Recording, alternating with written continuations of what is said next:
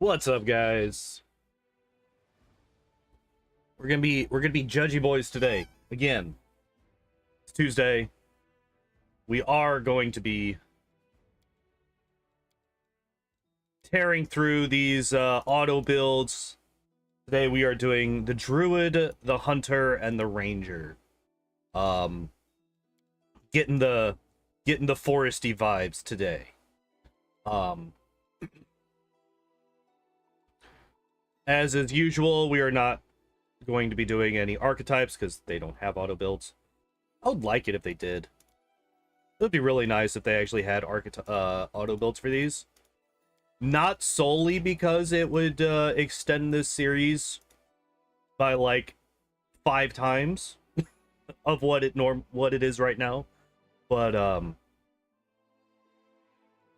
yeah. So just looking over this, just so it's average. So we're gonna get, what is that? 2/3 or 3/4? It's 3/4.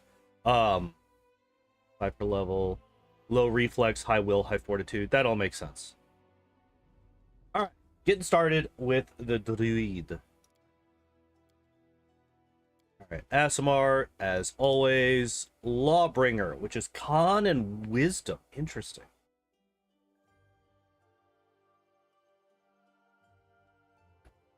I'm a little bit surprised at that. Although I guess con and wisdom, like if you're going for that's interesting. I wonder if that's because why would that be? If you're going, I wonder if they're going, oh my god, really? Immediately? Fuck you. Immediately. This build is trash. +2 on persuasion and perception. The perception is nice. I'm assuming that wow, they go up to 20 wisdom. Wow, okay. Hermit. Alright, so what do we get here? Lore nature, proficient with clubs, great clubs, quarterstaves, and darts. Caster Druid? I don't know, because like they also have 14 in strength, dex, and con. So like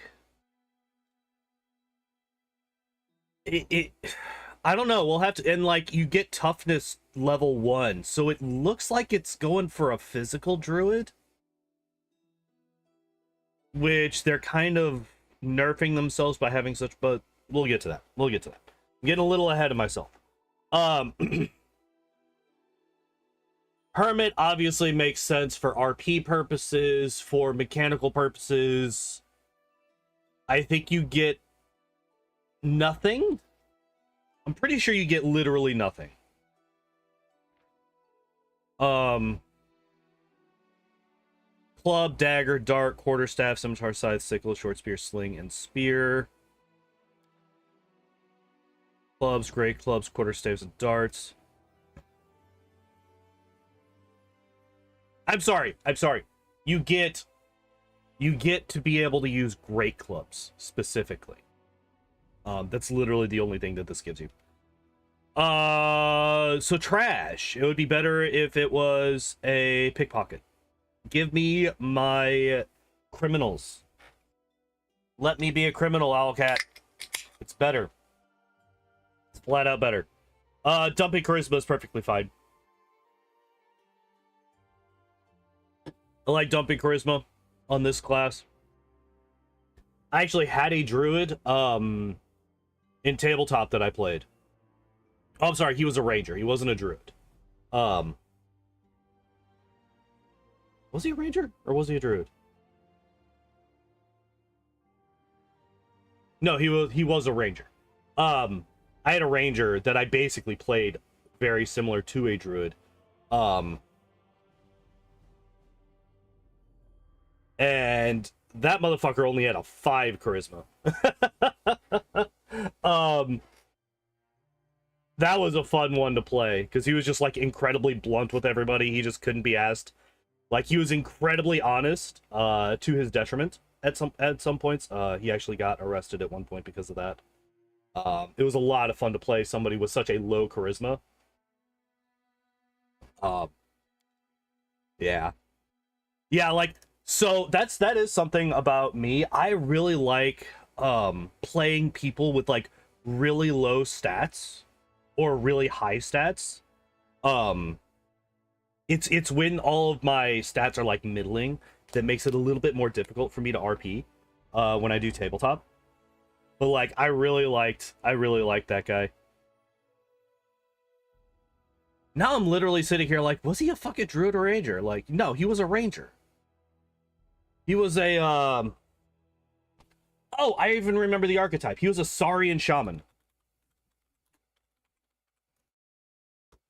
Is that a ranger? It is a druid archetype. Okay, so he was a druid. He was a druid. He was a Saurian shaman druid because dinosaurs. Obviously dinosaurs. He had an Ankylosaurus animal companion. His name was Ankylorhinosaurus. Because The Force Awakened had just come out when I made that character. And puns. Puns are a thing that I am a fan of. Pies on their naming considering there's a shaman class. I don't know if... Here, let's actually find out.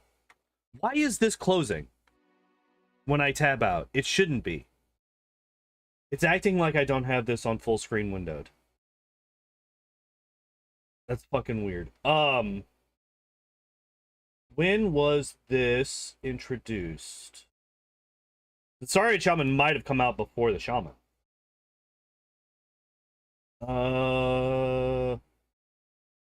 Ultimate Magic 2011. All right. Now,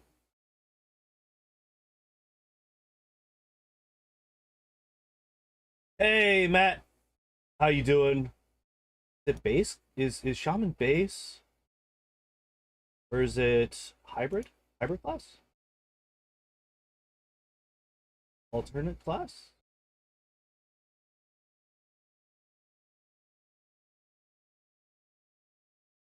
It is a hybrid class? Ah, there. Oops, excuse me. There you are. All right, so we got 2011. 2014. So Saurian Shaman predates the Shaman class. Now that we have that very important piece of information, we can continue into a thing that I really don't want to. Toughness is shit. Especially as a level 1 feat. Toughness is fucking garbage. Don't get toughness at level 1. How much health did we say? So we got 5 plus 2, so we got 7 health at level 1. Oh, I'm sorry, we start with 8 health. So we have 11 health at level 1, plus another 3. I mean, that is actually like a very large portion of your health, but you don't gain anything else until level 4. It's bad. So you get a bear. Ooh, interesting. Not a choice that I would pick, because I'm a filthy power gamer. I would pick either Smilodon or the Mastodon. Mastodon's so good. Smilodon's so good. Like, if you're wanting crowd control, go for Mastodon, obviously. If you're wanting straight up damage, go for Smilodon. They just have so many attacks. Like, look at 1 bite and 4 claw attacks. No Thundering Claw of the Bear God? I don't even know what the fuck that is. But Bear. 17 Strength is a good start. Intelligence of... I love the Intelligence of 2. It's so fucking funny. Wisdom of 13. Charisma of 6. He's a big old fuzzy boy. He's got some decent charisma for an animal companion. Dex of 13. So strength plus 4 whenever you go. And like obvious, and also we got to keep in mind that you do get scaling strength and dex, and I think con as well, as you level up as well. So it's not just this plus 4 minus 2 plus 4. You get a lot more. Could definitely be worse. Pretty ridiculous endgame scimitar from base game that gave you extra lightning and sonic damage to your bear companion and to yourself on bear wall. Oh, interesting. From Kingmaker. Gotcha.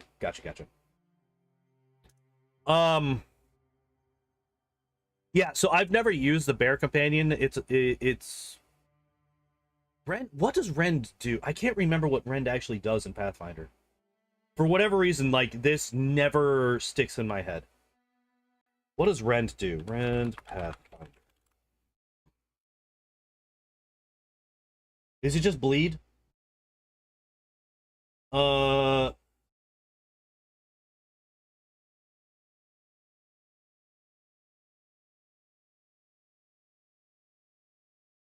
Wait, this is very poorly worded. If it hits with 2 or more natural attacks in 1 round, a creature with the Rend ability special attack can cause tremendous damage by lashing onto the opponent's body and tearing flesh. This attack deals an additional amount of damage, but no more than once per round. The type of attacks that must hit and the additional damage are included in the creature's description. Additional damage is usually equal to the damage caused by one of the attacks plus 1.5 the creature's strength bonus. Okay, so it's not like constant bleed damage. Hey, Zins.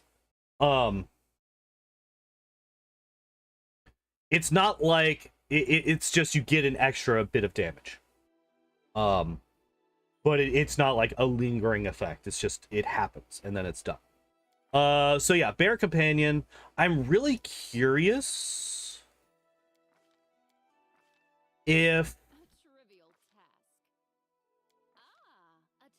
we might have to go through, so we might have to go through, I'm actually really surprised that they didn't go for a domain and that they went for a an animal companion. We have not yet seen an animal companion in any of these auto builds. I wonder if the companion also has an auto build. We'll check that out once we get there. So no choices here. Spell focus conjuration. So are we going for a summoning build? It would be the second summoning build that we've seen. What kind of conjuration spells do druids have access to?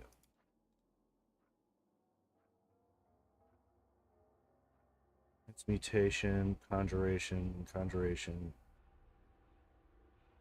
They do get Stone Call.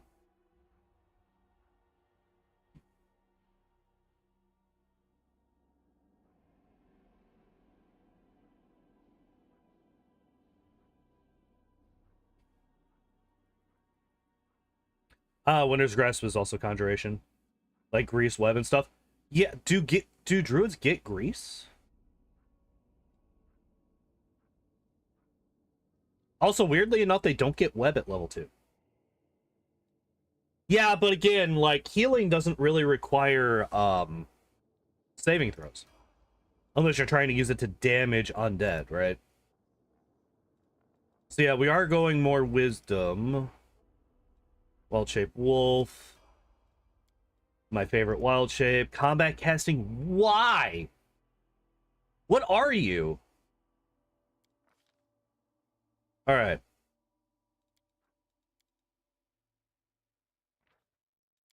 Please, could I... Thank you. So, yeah, that's conjuration. That's conjuration. This is necromancy.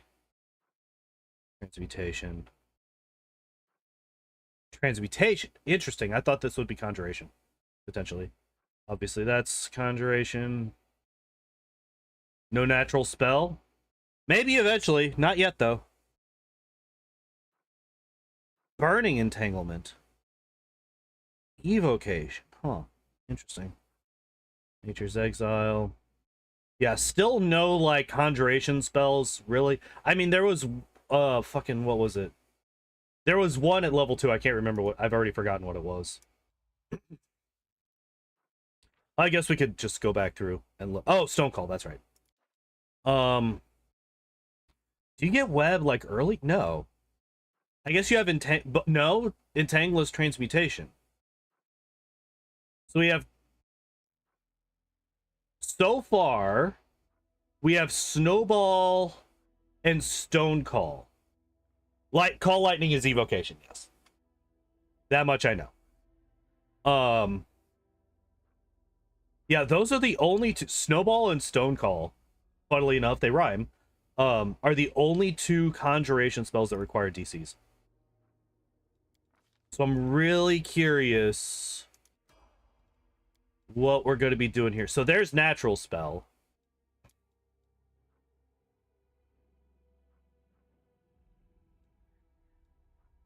Is this? Yeah, I was about to say that's got to be evocation. Touch of Slime is conjuration. If you ever want to waste your time doing that. Slowing Mud is conjuration. Targets that they is a slow spell, also make the targets dazed for 1 round as they clean their eyes. Haste effect cast on a creature slowed by the mud. Doesn't act normally for the duration.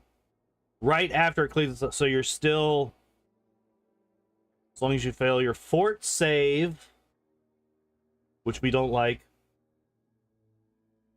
it is the spell cannot dispel haste. Interesting.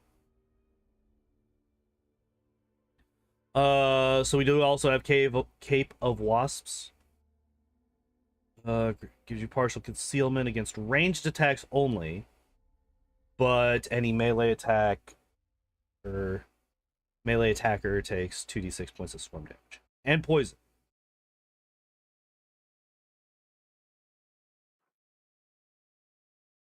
Evocation, transmutation.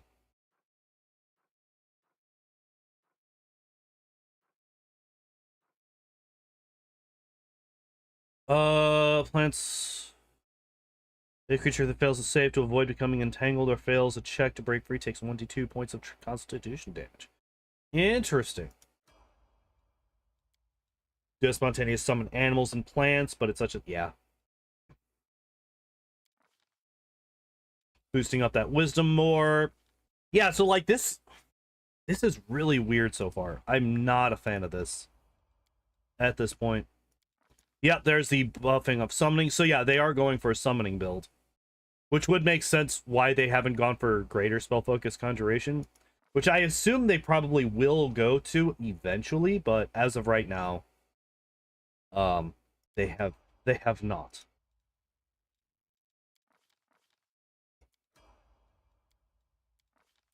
Oh, yeah, there's superior summoning.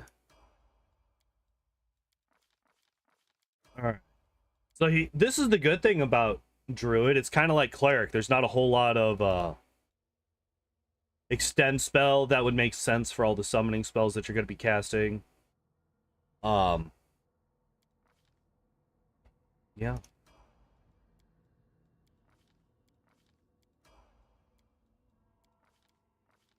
Quicken. I'm not a fan of Quicken. Yes. Yes. Back. Yes. Check live. Maybe potentially. Yeah, 80 seconds. 80 seconds because OBS has a fucking reconnect timer, and as of yet, I have not found a way to override that. And every time it tries to reconnect, it extends that timer. So at that point, when I typed that, it was saying that I had 80 seconds until the next reconnect attempt. But anyway, as I was saying, before I was so rudely interrupted by my shit internet,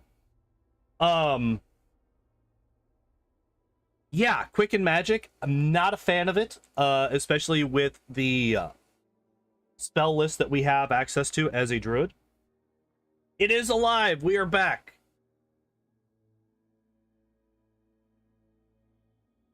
Do the summoning feats work with the mythic summons? What do you mean the mythic summons?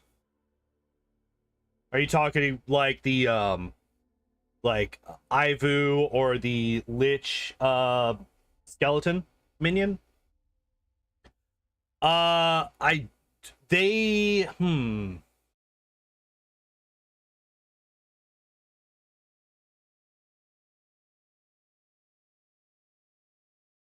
Oh, you mean okay, yeah. I forgot. Yeah. Yeah, okay, yeah. I forgot that a lot of them have summons that they can. Yeah. I don't know, actually. Do you like Quicken for summons even in real time since most summon spells are full round actions? The problem is you're sacrificing 4 levels.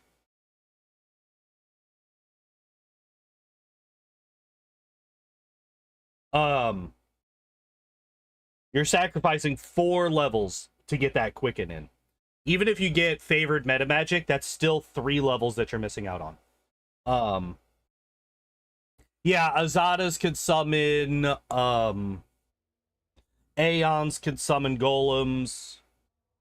I think I think a lot of them get summons. Now that I'm thinking about it, I think Demon can summon demons. Stuff like that. I just never use those because I forget that they exist. So I don't even think about that. Whenever somebody says mythic summons, I immediately think of like Ivu or the skeleton. Those are like the 2 things that I immediately think about. So yeah, I really don't like Quicken Spell here. I feel like if you're going to be summoning things, you should probably do it before you start combat, where the cast time doesn't matter nearly as much. And then you start the combat with all of your minions up. But that's just me. Yeah, nothing here. Spell penetration? What the fuck? This is stupid. This is really idiotic. The reason that this is idiotic is because we have focused on conjuration spells. We have literally no feats to boost any non-conjuration spells. And the nifty thing about conjuration spells is that they don't deal with spell resistance. That's like the whole point of offensive conjuration spells. They don't deal with spell resistance. We look through all of these. Conjuration, not affected by target spell resistance. I think that's the only conjuration spell that we have here. Oh, wait, here we go. Conjuration, not affected by spell resistance. Those are the 2 level 9s. Let's go down. There is no offensive conjuration spell. That's not a summoning one, obviously. Sea Mantle is defensive. Yeah, so there's no level 8 offensive conjuration spells. Just double checking.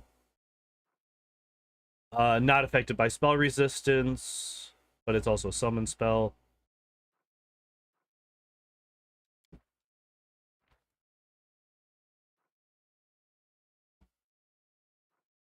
That's evocation, yeah. Tarpool is transmutation. Sorry, not conjuration. Yeah, so no offensive level 6 conjurations. So, like, if we're, like, look how far back we're having to go before we get any other offensive conjuration spells. Okay, thanks, here we go.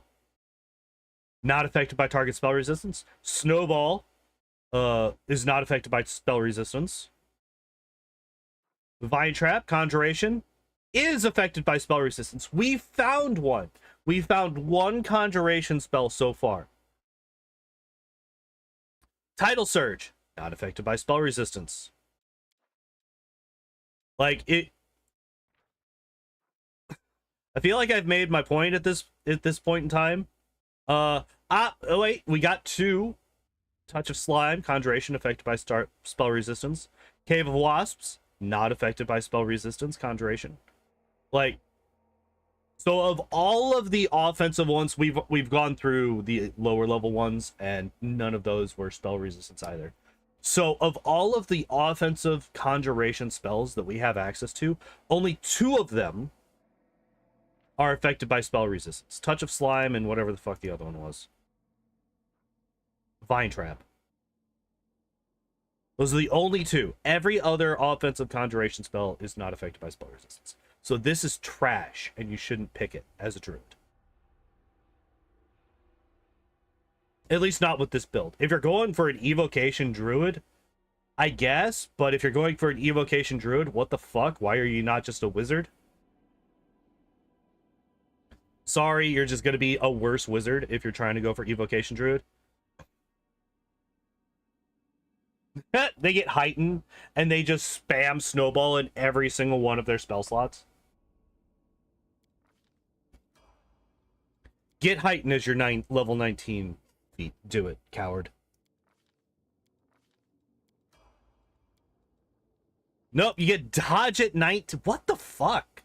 What is this build? What is this build? So you get toughness at level 1. Spell focus conjuration at 3. Combat casting at 5. Natural spell at 7. Augment summon, superior summoning. So, like, up to this point, it's not terrible. It's really weird because... So, like, basically, what I read up to this point, up to level 11, what I read here is summon people and then go wild shape. That's how I read this build. Summon people and then go wild shape and just beat people down. Didn't take any school focus. It did take spell focus conjuration. We have 1 spell. We have 1 feat in spell focus conjuration. Oh, you're good, Matt. Don't even worry about it. So, like, yeah, but what you were talking about, I was actually thinking about that for a second, and I was like, they didn't even double down. So that mythic feat is just kind of wasted. You might as well just take Um, might as well just take the spell focus extra feat at that point in that second class. Sir, this is an Owlcats. Yeah. But like, I can usually at least see a through line for the builds. It's the spell pen that's throwing me off. Like, even everything else kinda makes sense a little bit, maybe. But like, we don't have any weapon focuses for whatever the fuck we're doing with these wild shapes. It's just a really fucking weird build. I don't know what the hell this is supposed to be. This is just, at least they remembered natural spell at level 7. Grilled cheese and fries. Ooh, that actually sounds really good. That actually sounds really, really good. But yeah, this build is basically not great at anything. It does a couple of things. I mean, I guess it's as good at summoning as it's gonna get.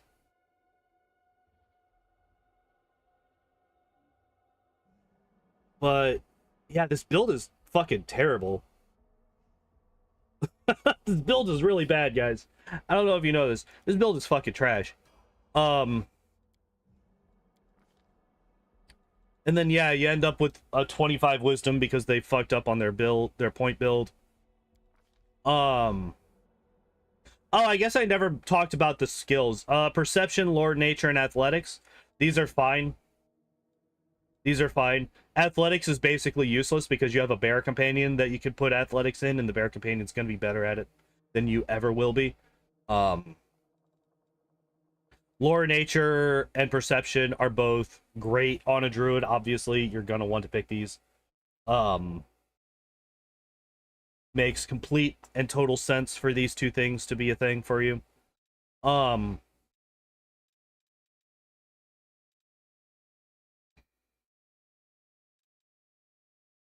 just so incredibly confused as to what exactly this build was supposed to be. It's just bad. It's just bad.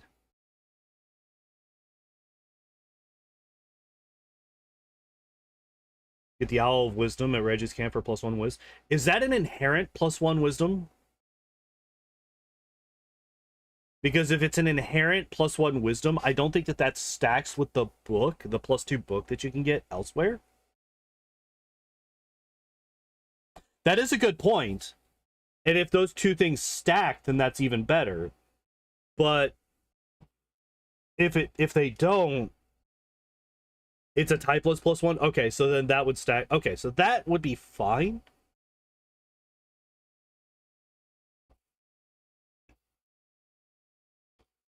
I mean, it's not like Owlcat gives a damn about odd-numbered ability scores at max level. They do this shit all the time. they do this all the time. But yeah, this build, like, so even if we look back at, what was it, the fighter or Unilard? It was Unilard. Even Unilard's fucking weird trip into attack of opportunity, into crit, into disarm build, like, I could see a through line for that build. Like, that build made sense. It was really overcomplicated and fucking bad for especially for an auto build for a newer player. It was very, very overcomplicated, but it had a through line. It made sense. It was just not great. This one just doesn't fucking do anything besides summon things. Just merge Angel and it's easy. I mean, I guess. All right. Here's what we're going to do. We're going to go through Mythics real quick. I'm not going to try and make this build good. We're just going to go through as quickly as we can because I want to see if the animal companion has an auto build. I don't even know what I'm choosing right now. I'm gonna be completely honest. I'm just grabbing random shit.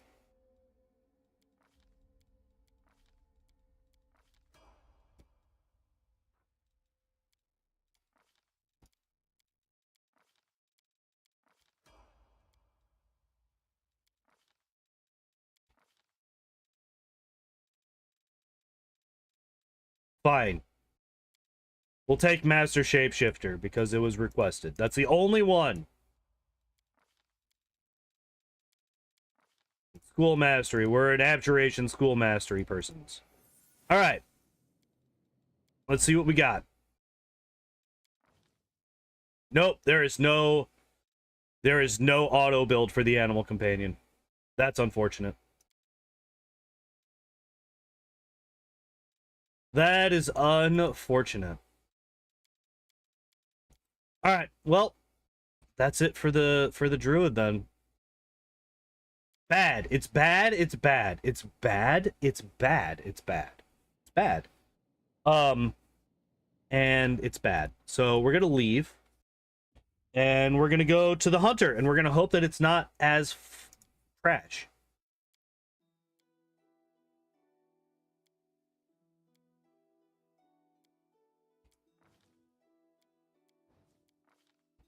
Alright, where are you at?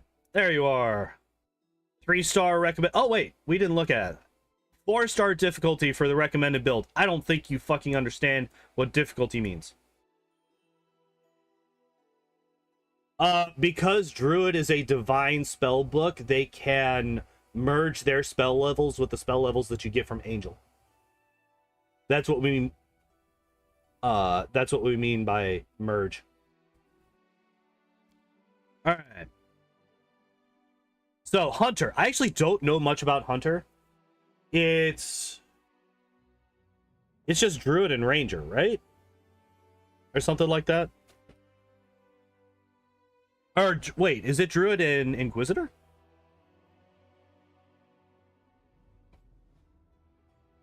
Ninth Arcanes can do the same with Lich. Yes.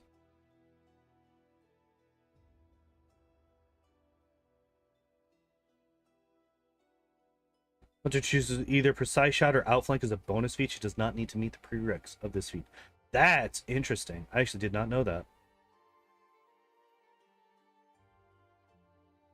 So you just get a wolf animal. Because you're forced into a wolf ninth, being able to cast level 9 spells ends.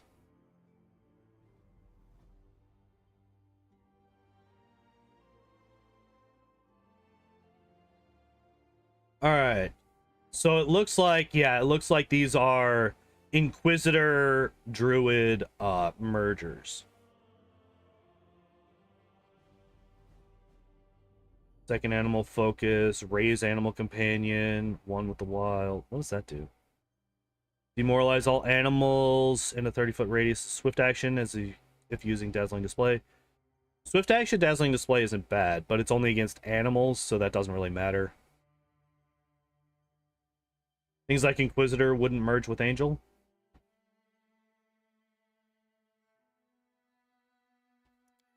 Is Inquisitor...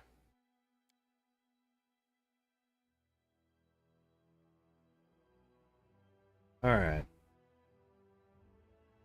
Okay, so let's get going. So first off, Plumekith, Dex and Wisdom. This makes me think that we're going for... Yeah, especially now that I'm looking at the actual... We'll hold off on that. Lore Nature and Perception to list of class skills. Also begins proficient with short bows and long bows. Useless. Useless. Lore Nature and Perception are both already on my skill list.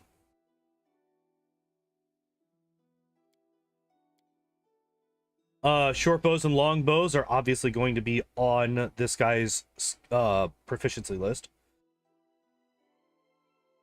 So again, Owlcat, please, for the love of God, I get that RP is important for some weirdos. But please choose. These are supposed to be builds for new players. Try to make them mechanically useful in some way.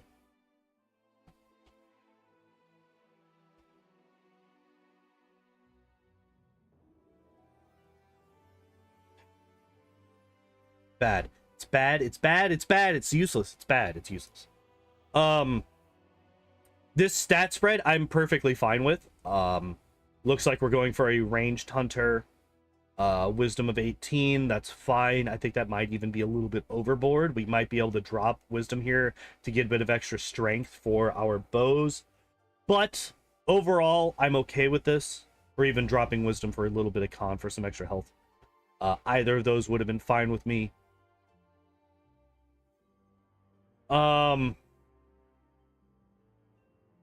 Yeah, I don't think there's any point in getting wisdom over 16 as a base here.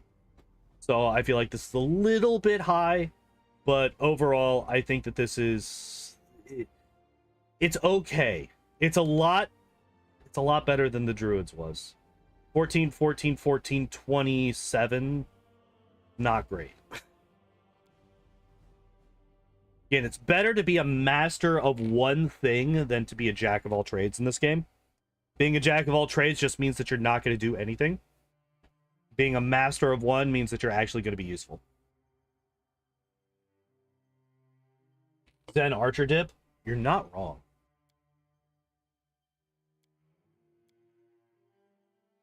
Although, actually, Zen Archer... If you're going to go Zen Archer, what you would want is you would want all of these points into strength, right? So you can get that extra damage on your bows. You would want to have nothing but wisdom and strength at that point, right? Not dex.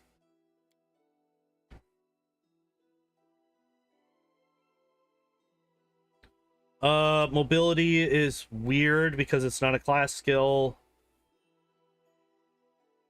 I would choose stealth over mobility if we were going to do this. Lore nature makes total sense. Perception makes total sense. Lore religion, I guess, is okay because we have a good wisdom.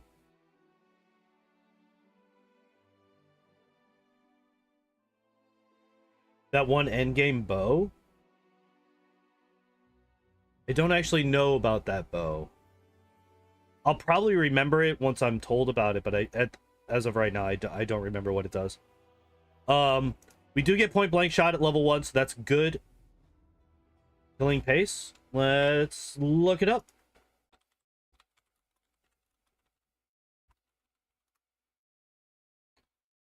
Killing pace. Skeletal in Act 5. +5 speed composite longbow allows the wielder to add half his ranks in mobility as a competence bonus to damage on a successful hit. Oh. Okay. That is very good. That is a very good bow if you are putting points of mobility. So that would make sense. Point blank shot is just the objectively correct choice to make at level 1 for an archer. So I'm glad to see it. Animal companion. Oh, it's not guaranteed to be a wolf. I do really like wolf as an animal companion. They have the trip attack. It's really fucking good, especially as you continue leveling up. I love me some trip. So here's the thing. For a very, very, very, very long time, I didn't give a damn about it. Did not care about trip, did not ever use it, never once had a wolf companion. And then I started doing Midnight Isles runs, and there was I can't remember what the boost was that we got. Stop it, Igor. Cut that out. I can't remember what the buff was, but I just had a ton of animal companions and a lot of people that could trip. And it was broken, I would say, is the word to use there. It was just fucking busted. And And ever since then, I realized just how good trip builds could be. So yeah, I like me a wolf companion. I think I would prefer a mastodon simply because mastodon just has more. Was it the tailwind of the hunter? Maybe. Because the first time that I actually went through and won, I had the tailwind of the hunter. And I was like, oh, this is great. I picked these classes anyway because animal companions are OP as fuck. So I just went with that and just I was like, oh no, a Sylvan Sorcerer. I have no experience with these at all. I didn't use this as my speedrunning class in Kingmaker for over a year. I don't know anything about these builds. So yeah, wolf versus, if we're talking specifically about trip potential, I think the mastodon wins out because they're just going to end up with more strength than the wolf does. And their gore attack does come with a trip ability as well. As does the boars. I know that the Triceratops was bugged at one point, and their gore attack did not come with a trip. I don't know if they've ever fixed this. Dog is the tripper with the best strength, is it? The Mastodon you can ride. Oh, wow. Yeah, dog has a higher strength than Mastodon. Interesting. I actually did not know that.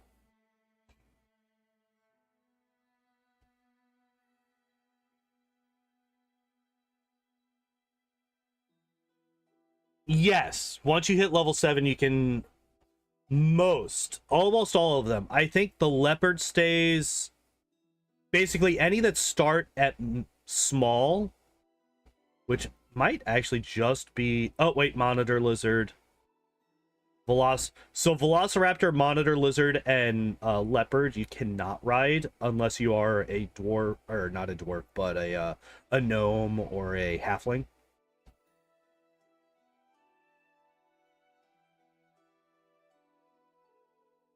Wait, but leopard does have a trip.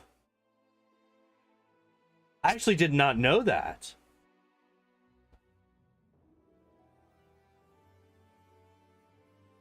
I'm learning a lot. I'm learning a lot about animal companions today.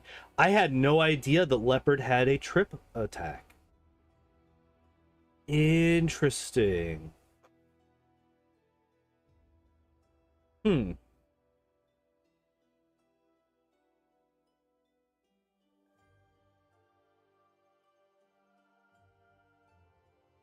Stupid is AC plus. Yeah, 21 dex is really fucking strong. Kind of falls off late game. I could see that being a thing. Yeah, it doesn't gain any more strength.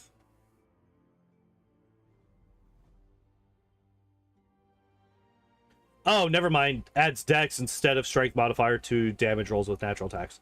So, interesting.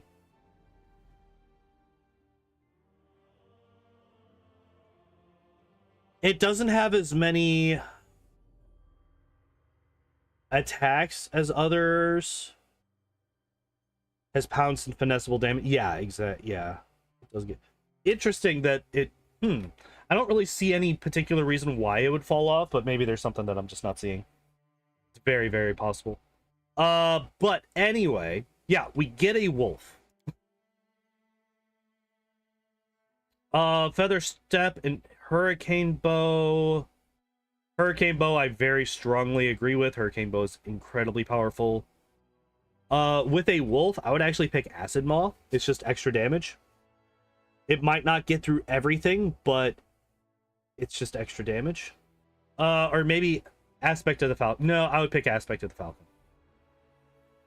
Hurricane Bow and Aspect of the Falcon.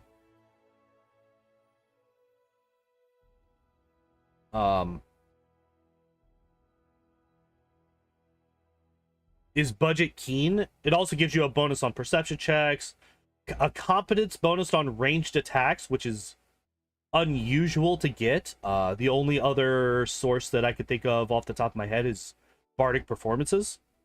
And yeah, it does also increase the crit multiplier of your bow, or the crit range of your bows, or the crit multiplier. It actually just combines bow and crossbow. It makes their crit range and multiplier the same.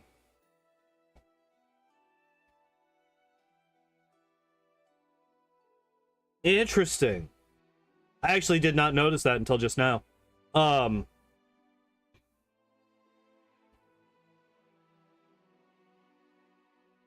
yeah, it's a polymorph. So if you get Master Shapeshifter, you get those bonuses. You get all them +4s if you are using this.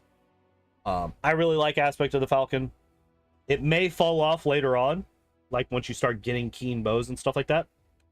But like I said, that +1 competence bonus on ranged attacks. Like I said, competence bonuses on attacks are difficult to come by.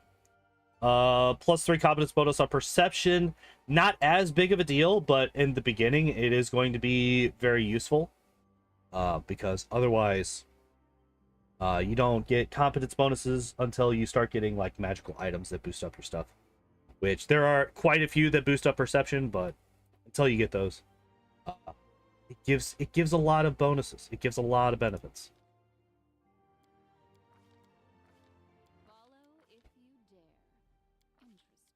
All right, let's actually look at the rest of the build.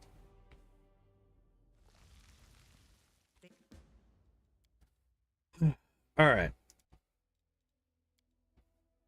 Don't have a bard nor a guarded hearth cleric. I don't think you can easily get competence. Exactly, yeah. For attack specific. Yep. So yeah, we already got point blank, so we're getting precise shot here. Despite the fact that you don't need the prereqs for precise shot because of this, it does specify that you do not need prereqs for either of these two, which is why you can get outflank at fucking level 2, which is insane. It's still just like you want to get point blank shot. A, because it's just a good feat in and of itself, and B, because look at all of these that it unlocks for you. It's just really good. Cure light wounds. Always pick outflank so my pet gets an extra feat. Do your pets really need that many feats though?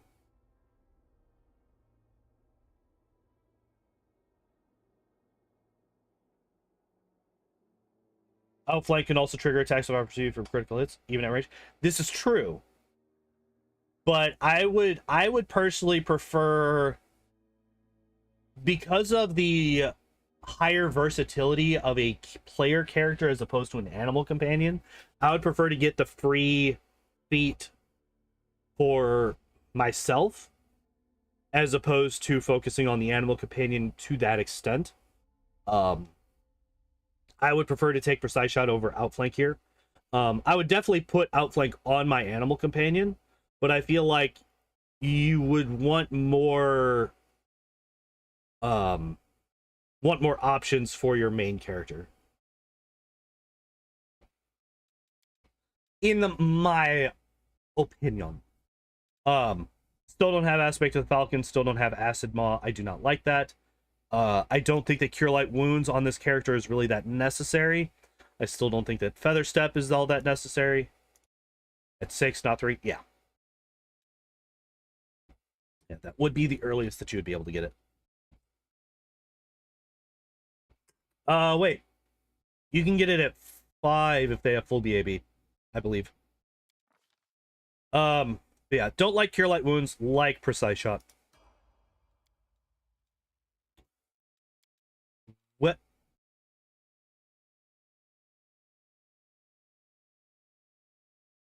What?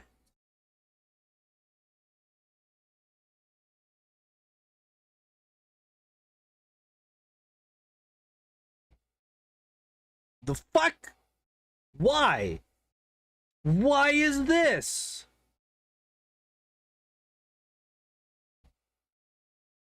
You say that, Afro, and then they take a melee feat. What the fuck?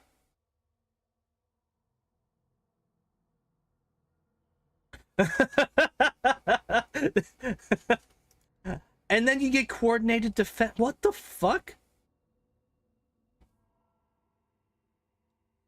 No, you cannot. If we go into Piranha... Okay, so let's go into Piranha Strike. Where you at? You're probably not recommended. No?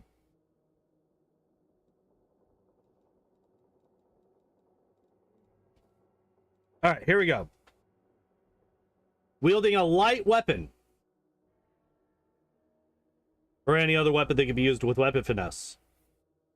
Bows and crossbows are ranged weapons, not light weapons.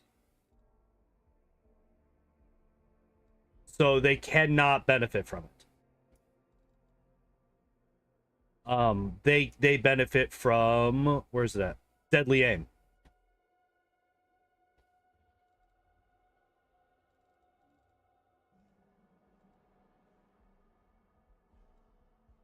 Why though? Wait.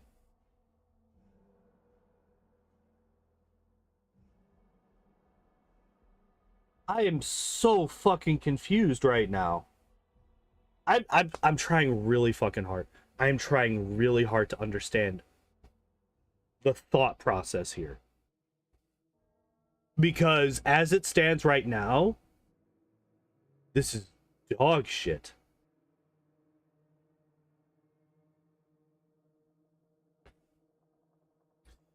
Normally they work with power attack, I believe. Wait, or is it deadly? Fucking Christ, I don't know.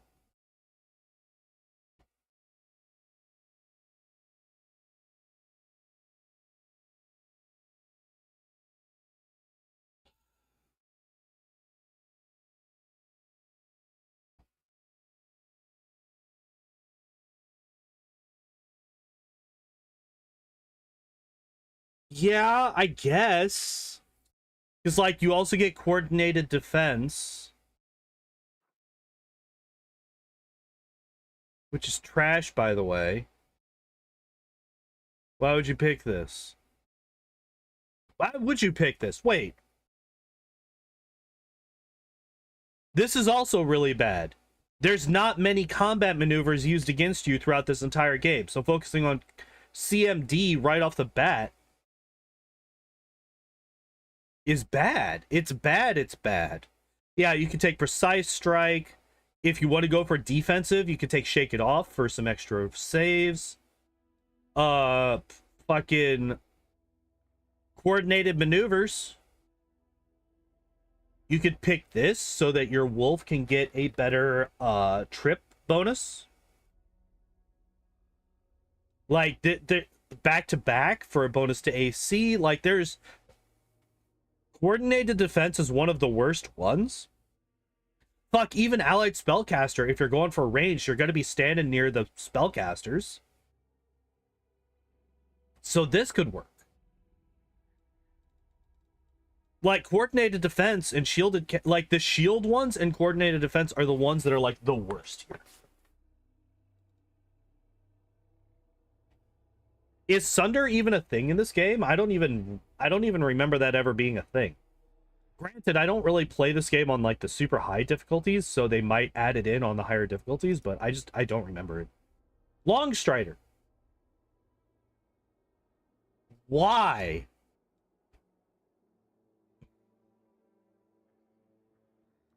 It's just shittier Expeditious Retreat.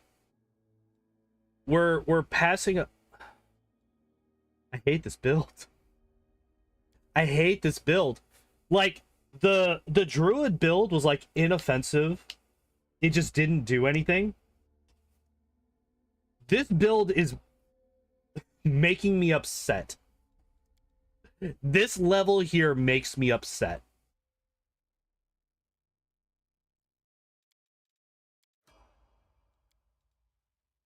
All right, what do we get? So we're boosting up Dex, which makes sense. Bark Skin and Cat's Grace. Yeah?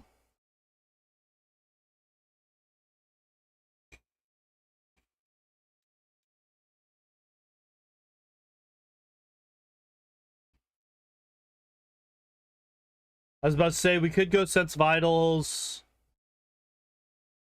instead of Bark Skin. Yeah, like, these two are good spells. Like, I'm not upset about these. I'm just trying to see if there's any that I would prefer over them. Sense Vitals I really like. I would probably pick that over Bark Skin because this is a fucking ranged character. Despite the prior level, this is still a ranged character. If we're going for, like, a melee character, Animal Aspect could be good. At this level, Sense Vitals is only plus 1d6.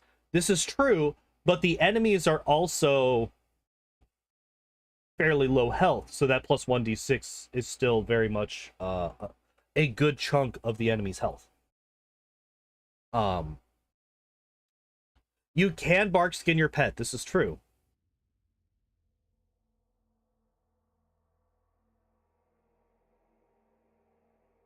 Yeah, but it does. Yeah, so it doesn't scale as high.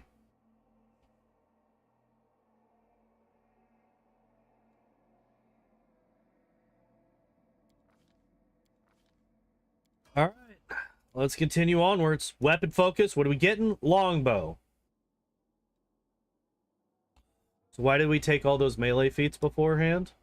Also, Sickening Entanglement instead of Sense Vitals, or instead of Animal Aspect, or instead of Effortless Armor, or instead of Bull Strength, or instead of Owl's Wisdom, or instead of...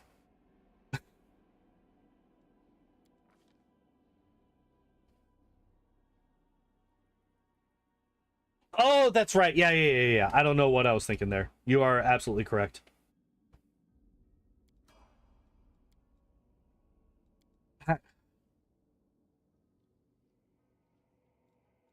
Outflank is right here. Coordinated maneuvers, allied spellcaster, precise strike, like all of these. So many. Chameleon Stride. I would like to point out, we do not have any points in stealth.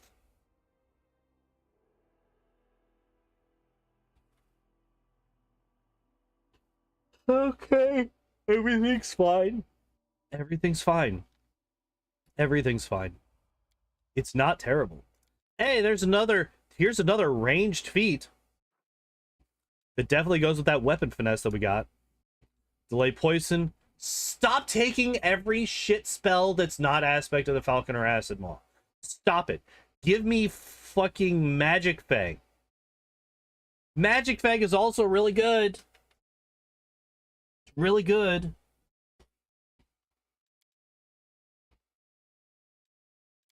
Yeah, they took Hurricane Bow too. Not Lead Blades.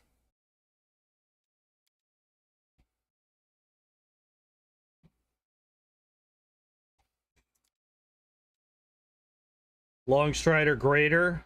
Congratulations. It's now a level 3 spell that's still worse than fucking Expeditious Retreat. It just lasts longer. Why? Why would you have Magic Fang Greater? Just throwing that out there. Magic Fang Greater is a pretty good spell. Delay Poison Computal is a pretty good spell.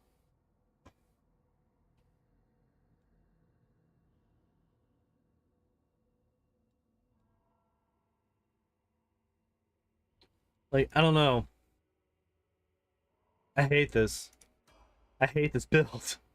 I hate it. It sucks. Oh, hey, there we go. All right, so we did get Magic Fang Greater. We did get that. We did get there. It took us an extra level, but we did get Magic Fang Greater.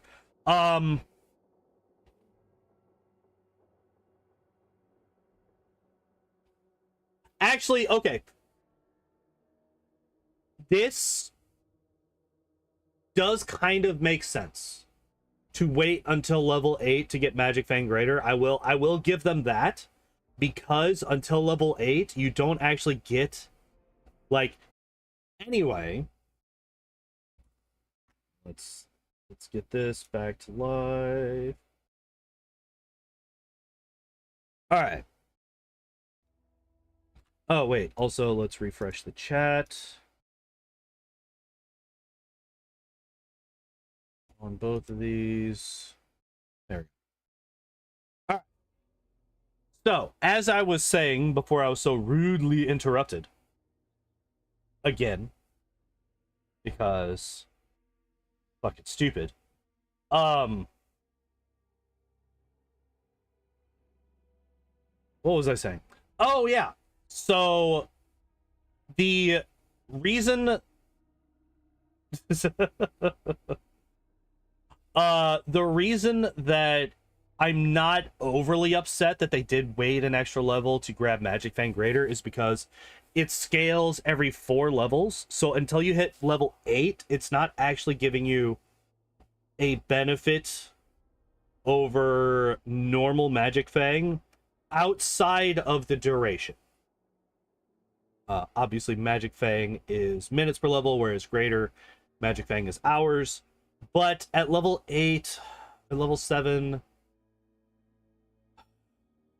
I am kind of thinking about this as a speedrunner where, yeah, 7 minutes is an eternity and you're going to be through the entire area before that runs out. I guess in a normal game, in normal gameplay, it is not quite as viable to do that. So, yeah, there is a reason to wait an extra level before you pick up Magic Fang. However, picking up Long Strider Greater doesn't really fucking do anything, so...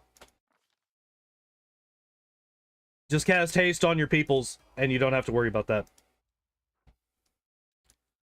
So we're getting Rapid Shot and also Outflank. So, okay. Let me just...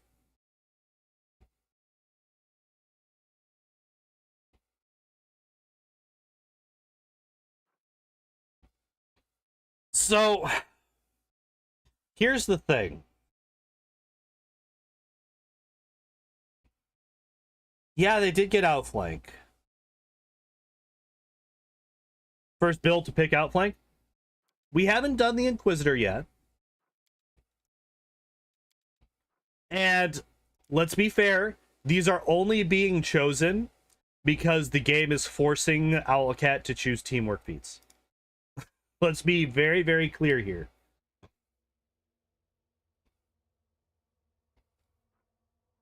So yeah, we do get Outflank here. We get Rapid Shot. And what the fuck? Why? Could have picked Shield Wall? Yeah, they could have. I wouldn't have been overly surprised if they had. I'm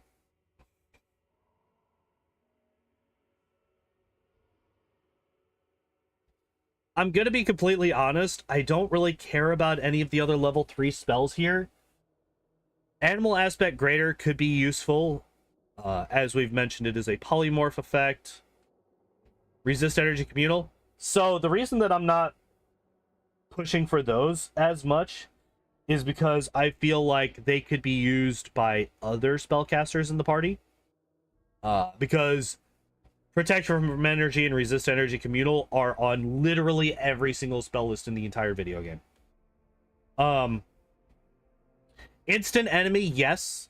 I just tend to... I've picked this on a few characters. The problem is I just never use it. But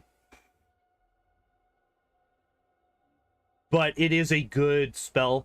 It is a good spell. I just never use it because I forget about it. Is the main thing. Yeah, it's the same reason that I'm not really pushing for Delay Poison Communal either. Is simply because there are other people that can cast this, and they're most likely going to have more spell slots to waste on these spells. Or, not waste, because these spells are very, very good. Keep forgetting that Aru has spell slots above first? Yeah.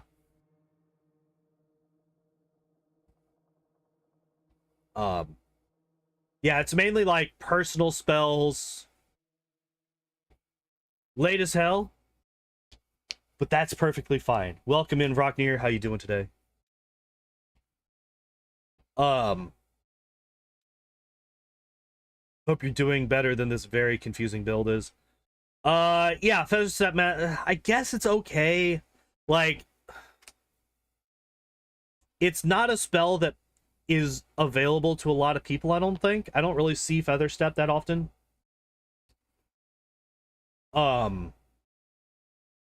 And you can combo this with somebody that has like pit spells or grease spells.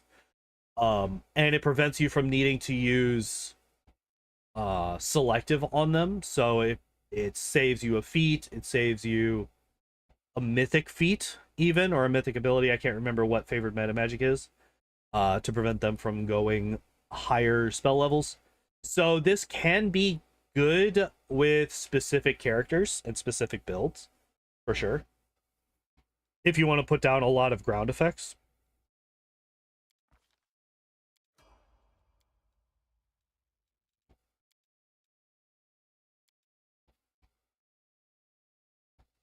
Supposed to not work on spells with duration? Really? I actually did not know that. No, I'm out of caffeine. Being reduced to needing to drink water instead, which is fine. So we did finally get Bull Strength. I approve of this as a level 2 spell. Boosts up our damage with our bows. Unless we have a belt, obviously. Which at level 10, there are quite a few strength and dex belts that you can gain access to, so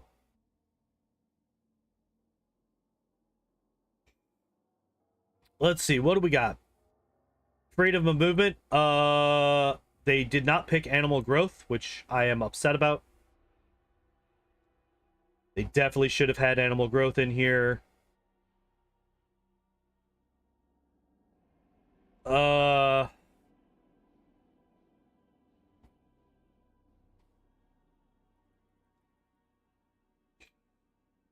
There's not really anything else that you really want.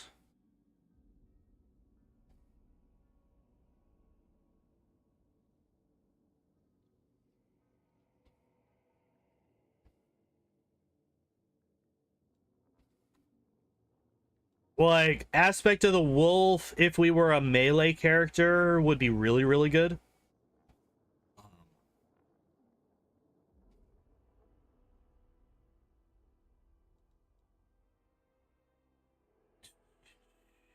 That's about it. Those are the only spells that I'm like, yeah, these could be good.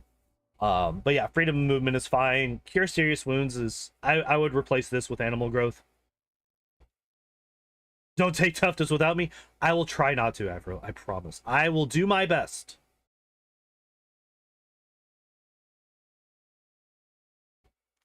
Good in an emergency. I have literally never gotten one of these to actually bring somebody back from the dead. I have never had it happen. I don't think. Well, for a long time it was bugged, and you only had one round to do it instead of two. So it was actually impossible because you would have had to have started casting it before the death happened. But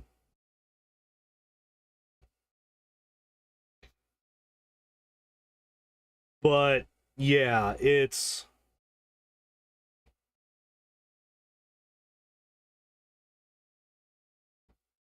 Wait, if you cast a spell at a creature whose hit point total is at negative amount but less than its con score, it comes back to life. Stabilizes at its new hit point total. If you awaken a dead creature in this way, all allies within 60 feet who can see it regain consciousness. Gain a +2 morale bonus on attack rolls, damage rolls, and saving throws for 1 minute thereafter. The healing powers of your deity have imbued them with renewed vigor. Huh. Yeah. I would swap out Cure Serious Wounds for Animal Growth.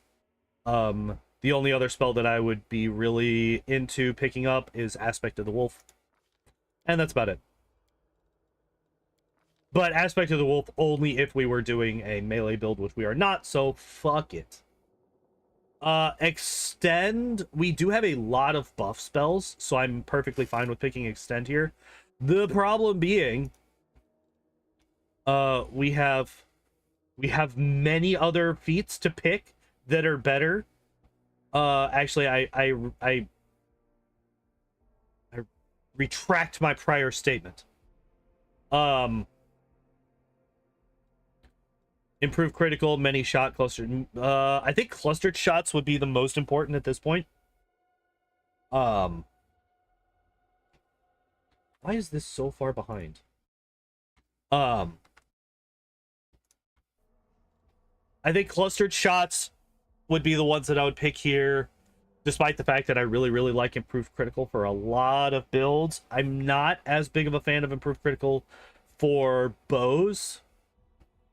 Especially since we have aspect. Well, we don't, because this build is stupid and doesn't have it. But you should have aspect of the Falcon as a hunter, or as any character that has that spell and is a ranged character. You should have aspect of the Falcon. It's really fucking good. And it kind of negates the need for improved critical.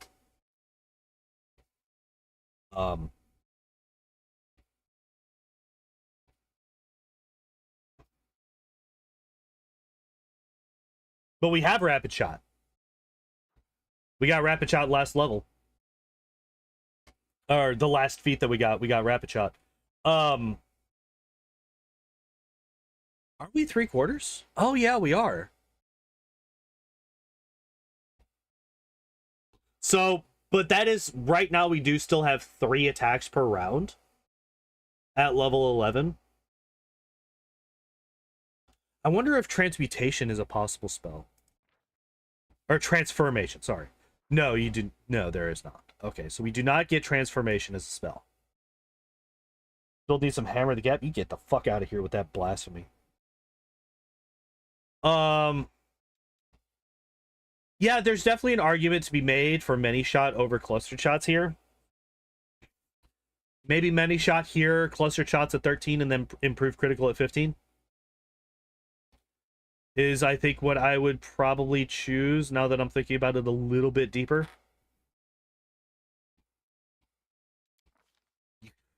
Stop talking about that. Stop it. Dispel magic is terrible here. We're wasting another level 1 spell slot that's not taking aspect of the Falcon or Acid Maw. Dispel magic is terrible because it's a level 4 spell instead of level 3 like it normally is.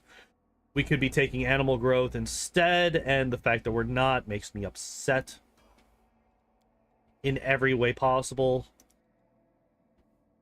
Boosting up Dex some more. I'm okay with Shake It Off here. Boosting up saves is fine. Would I prefer Precise Strike? Maybe.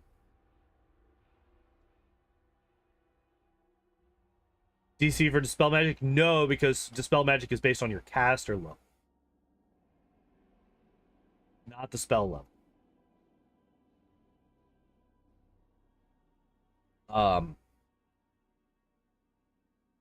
So yeah, Dispel Magic has its own, like, it's not like a save where they have to save versus you. It's an offensive role, not a defensive one. So you have to get over their spell resistance, which has nothing to do with save DCs or spell levels.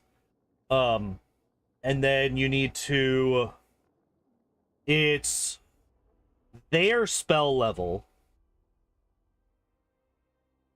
What is it? It's 10 plus the spell level plus their caster mod, I believe. Versus you casting your, it's a D20 plus your caster level, I believe.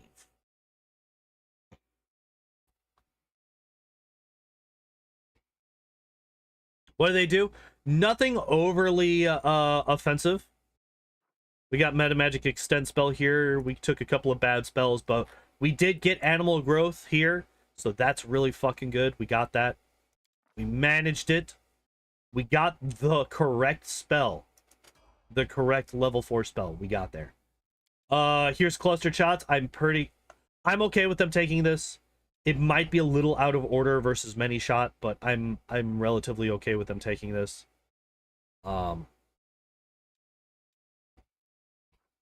It probably would have been better for us to take it a little bit later. Like if we had many shots and then we took clustered shots at 15, that's now 5 potential hits per round. To get this DR bypass, but I think it's fine. It's definitely one that we need to pick up at some point. And the fact that they got it, I'm happier that they got it than not. Delay poison communal. I would prefer to have it on a different character, but it's fine to pick it up here. There's not really any other level 3s outside of instant enemy. And as I mentioned earlier, I tend to forget instant enemy a lot. Definitely doesn't mean that it's bad. It's definitely a very good spell. I just forget about it. But yeah, it would probably be just an objectively better choice to pick up instant enemy.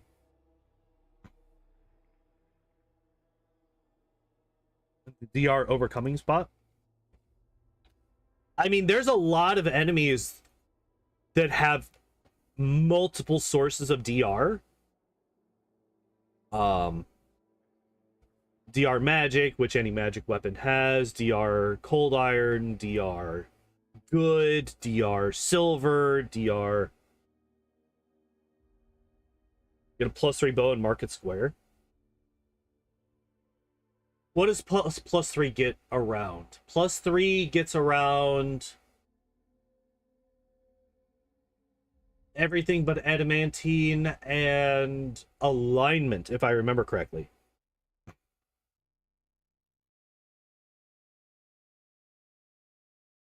Adamantine and alignment, and I think a lot of demons have DR good. So that's the thing, is unless you have a +5, you're not getting around DR based all around alignment. So shouldn't have had such a good bow.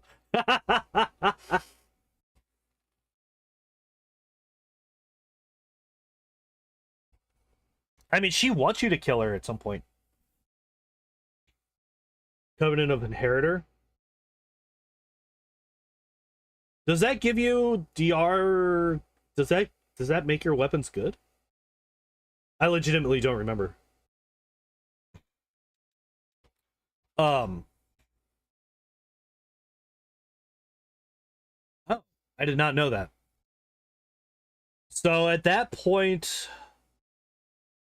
only makes weapons cold iron and good alignment. Okay. So that bypasses that. If they are, so other potentials would basically be adamantine and I mean, there's always the DR nil, right? Where nothing gets around it. There's always that possibility. Some people do have that. Also, since there's demons, they might have DR lawful as well. I don't know if this is actually a thing. I think most of the time it's usually evil versus good. They don't really focus too hard on the chaos versus lawful bits. Well,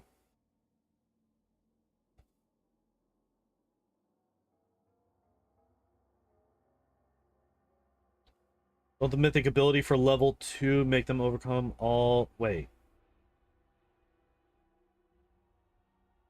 Mythic ability for level 2. What do you mean by that?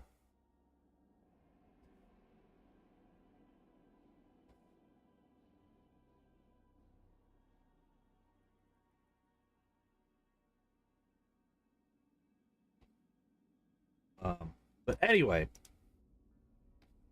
while mythic ability you get, it's around DR. Are you talking about?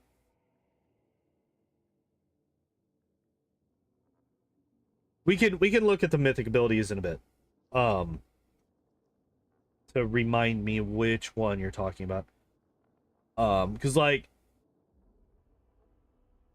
there's Brutality Incarnate, which allows natural attacks to ignore DR, except for DR nil.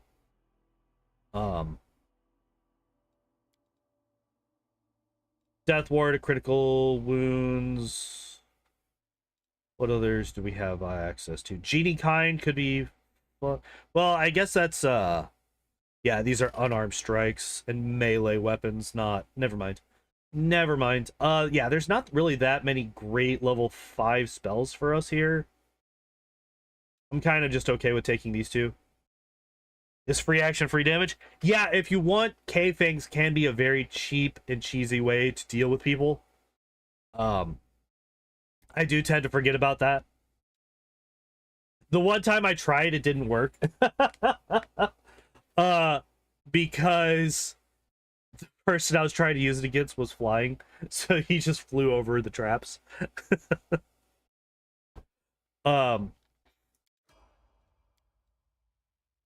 Let's see. Oh, hey, we got Sets Vitals. Congratulations, we're level 14 now. And then summon large elemental, that's fine.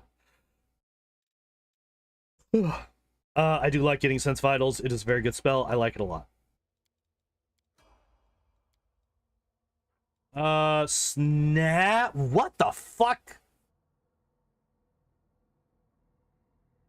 Alright, nope. Nope. Nope. Because what this tells me, and Owlcat Spellcat. What?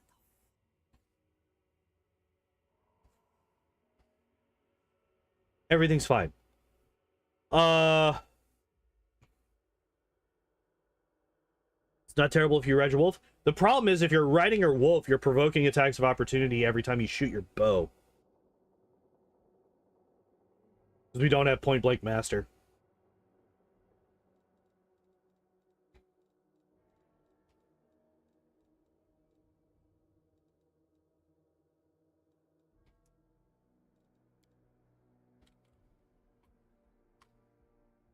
What do you mean? Wait. Is Point Blank Master a class ability? No.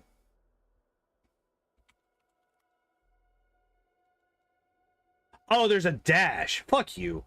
Oh, it's a fighter feat.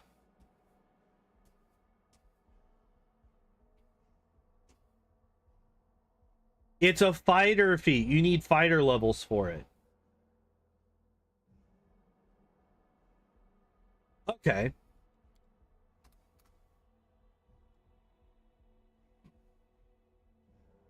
There's a couple of classes that get it. The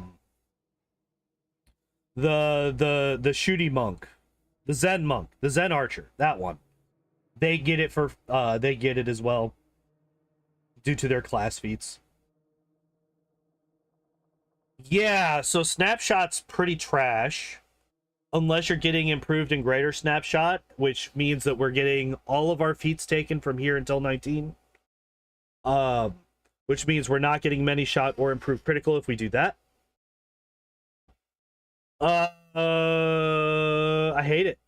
I really do not like taking snapshot here. If we were going to take snapshot, we should not have taken extend spell, which would mean that we would have access to one more spell slot, which would mean that we could get improved critical at 11.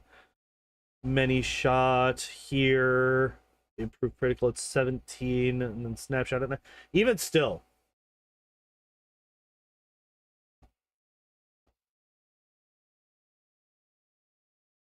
Animal aspect is pretty good.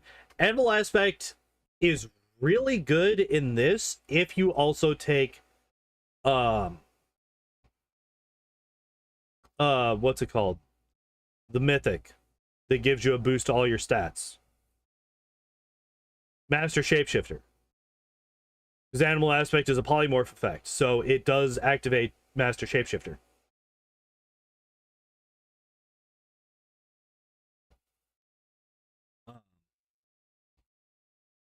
Should be taking improved crit to prepare for killing pace. Yeah, especially since we don't have aspect of the Falcon. We still have just our normal crit range of times 20 only. So yeah, allied spellcaster. Like I mentioned this earlier, this isn't actually a terrible one to pick for a ranged character if you have extra feat slots that you're not using. It does. Yeah, I don't actually hate this here. Like like your a knee-jerk reaction might be like, ah, this is gross. And I think I actually said that earlier.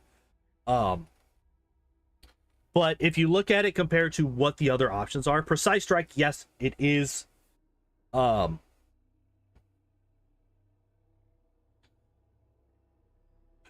don't think that this would actually apply to a ranged character because it says that you and somebody have to be flanking the same creature, and a ranged character will never be flanking a creature. Coordinated maneuvers. Whenever you're adjacent to an ally who also has his feet, you receive a +2 competence bonus in all combat maneuver checks.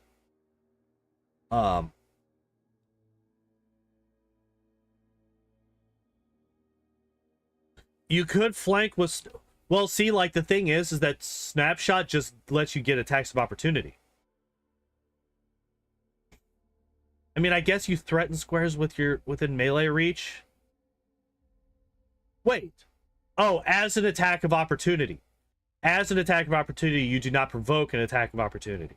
But your normal ranged attacks still do. I was going to say, if Snapshot actually prevents people from taking attacks of opportunity when you're shooting in melee range, that would make this way better. But that would also make Point Blank Master redundant. So yeah, I think out of all of these here, Allied Spellcaster is probably the best one. Behind Coordinated Maneuvers, if you have people that take advantage of it. If you have somebody who can take advantage of coordinated maneuvers and you maneuver and you position your characters correctly, this could be strong, but I think Allied Spellcaster is just the best one here. I think it's the highest return for the lowest investment in terms of micromanagement.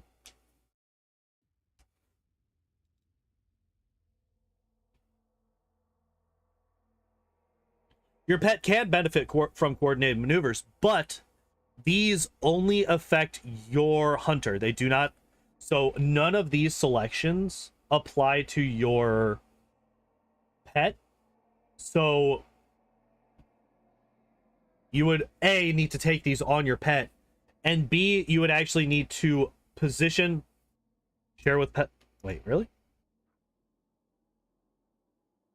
Oh, okay, never mind. I missed that somehow. I was like actually going through and reading all of these when I first looked at this class, and I still somehow missed that.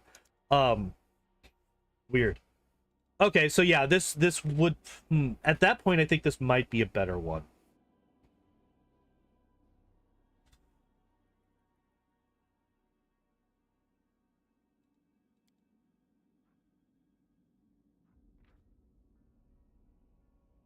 Go away. Outflank, back to back.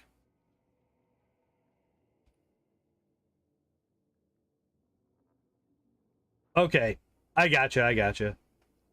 Does this actually...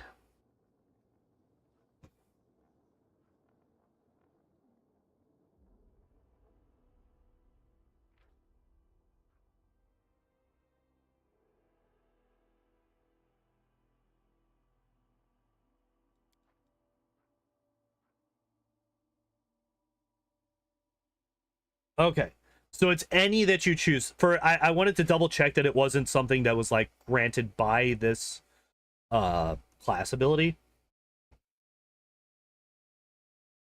Yeah. I just wanted to double check that the class ability wasn't something specific, and that Hunter Tactics wasn't referring specifically to this class ability. But it just says every teamwork feat. So yeah, it would work if you had chosen this here. But yeah, you could, like, animal companions at super early levels are just gonna be OP as fuck regardless. So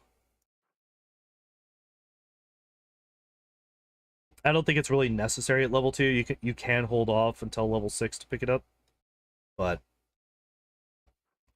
yeah, coordinated maneuvers could be good. Now that I know that it's also given to the animal companion, yeah, there's definitely things to be done here. Vine Trap, like I said, level 5 spells, I'm not really overly worried about it. K-Fangs could be fun if you want to do the cheese, but other than that, I'm not really worried about anything at level 5.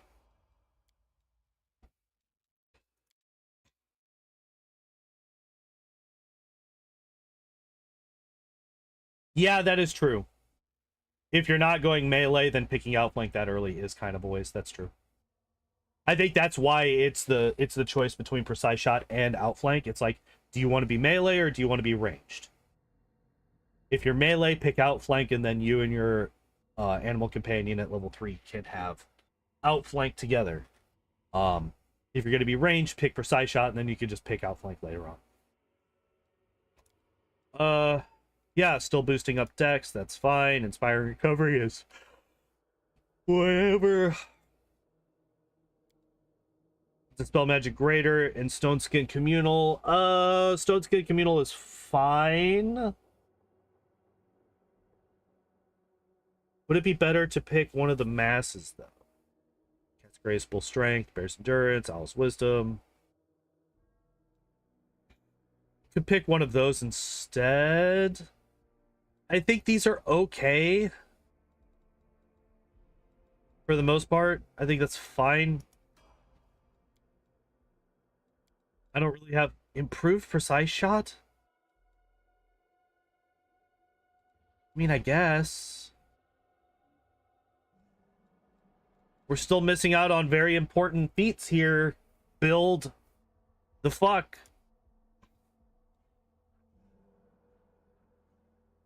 This weapon finesse at level 3 is looking way more and more shit every level. I still can't fucking believe they took weapon finesse. I still can't believe that they gave us weapon finesse. Why? And then the next feat they give us, whatever. It's fine. It's fine. It's fine. It's not. It's shit. But we're gonna say it's fine until we believe it. Resist Energy Communal is alright, I guess. Still no instant enemies, so it sucks, but it is what it is. Why improve Precise Shot over Many Shot? Why? Why would you take that over this? We're a longbow focused character. So we get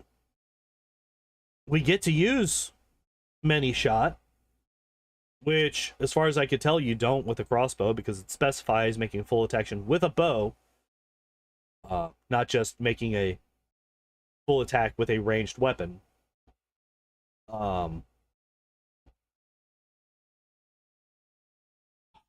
Why? Why are you the way that you are, build? Why improve for... It's fine. Cat's Grace Mass. I think that's fine. Is it the at-will aspect yet?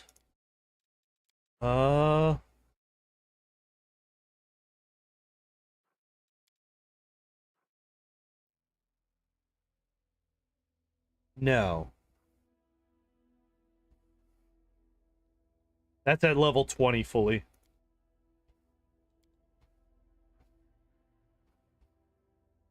Oh, wait. Wait, what is animal focus?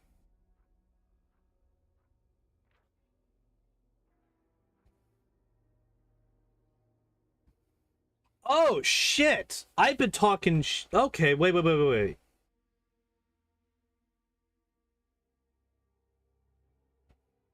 But see, displacement isn't affected by improved Precise Shot. Improved Precise Shot only affects things that are lesser concealment or worse. Displacement is full concealment.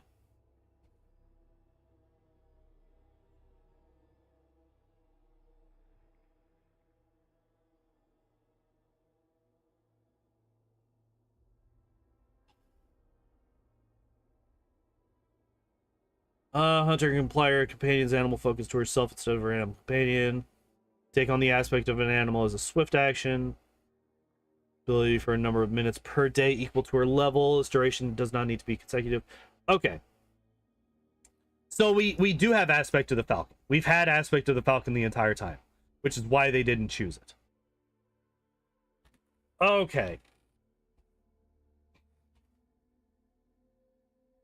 That does make this quite a bit better than I thought it was.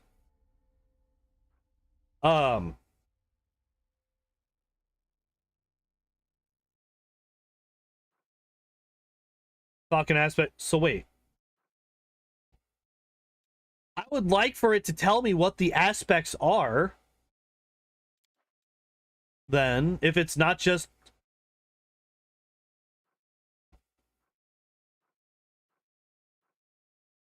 Yeah, I guess I could just burn through the fucking whatever, it's fine.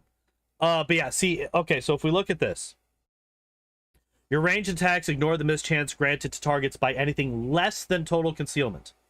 So that means lesser concealment, which means blur. Displacement, on the other hand, is full concealment and thusly is not affected by improved precise shot.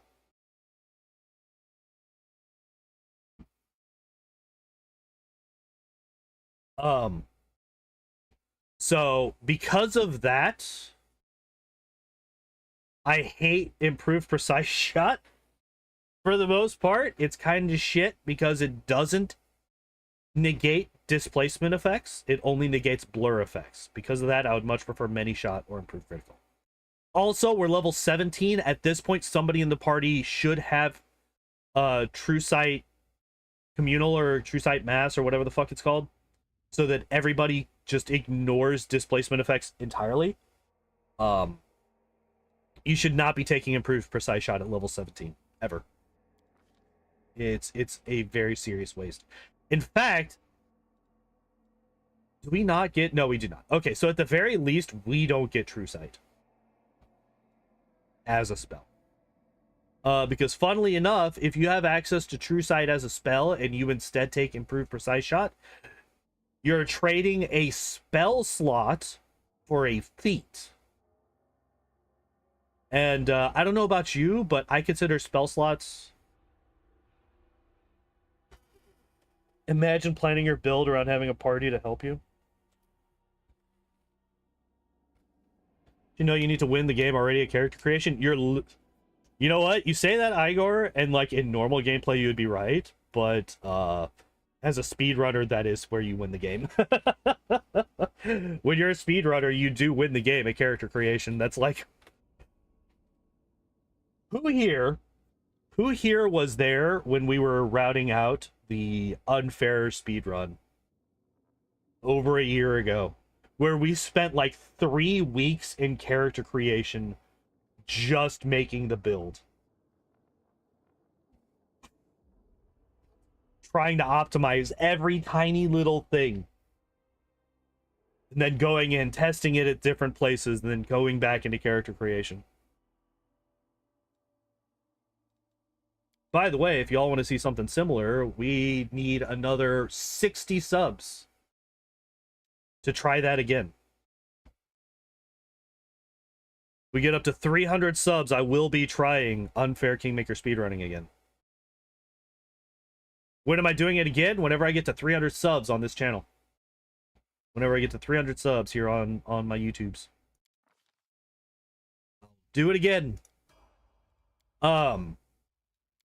Alright, so now we're getting Precise Strike, that's fine. Bear's Endurance Mass, that's fine. Yeah, there's not really a whole lot more to say, because, like, I've kind of already said most of this, because it's just the same things over and over. Oh, hey, look at that! We finally got there. Iron Will, so we're just not getting many shot. We're not getting many shot, we're not getting improved critical, we're stuck on normal snapshot. So basically what they want, this build is designed to suicide. This build is designed to go into melee and then shoot, which then results in their own death. That's what this build does.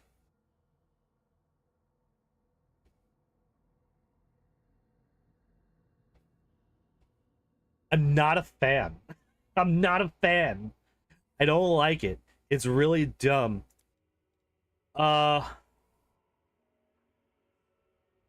Yeah, our will save was the worst out of the three, it looks like.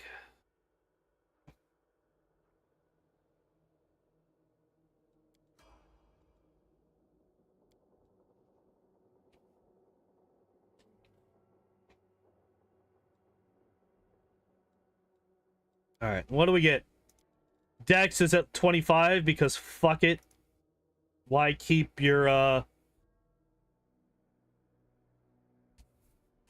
You have 18 wisdom? We do, but will saves, I mean, like, if we just look at this, with Iron Will, our will save is equal to Fortitude. Prefer Hammer the Gap over Weapon Finesse? Look, I would prefer most things to Weapon Finesse on a ranged character. Like, I still don't know what the fuck that's doing here.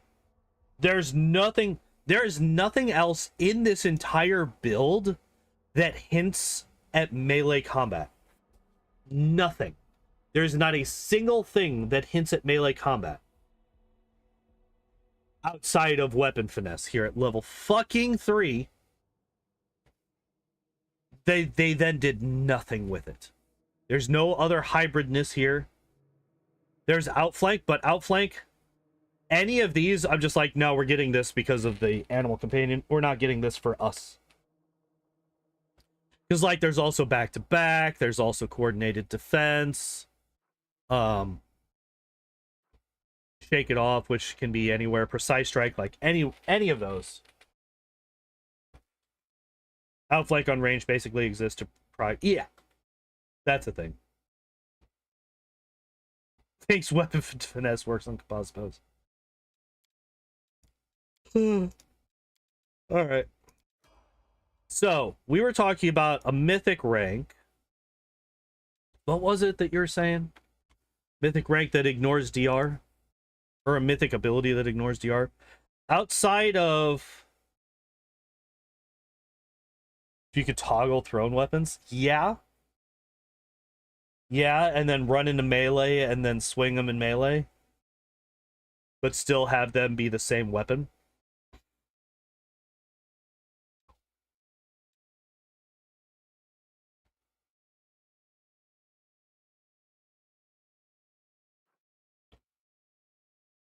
Wait.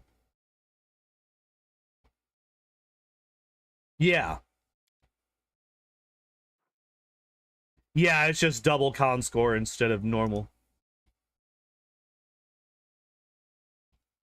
Oh, is that what you're thinking about? All right. Then we're going to bail.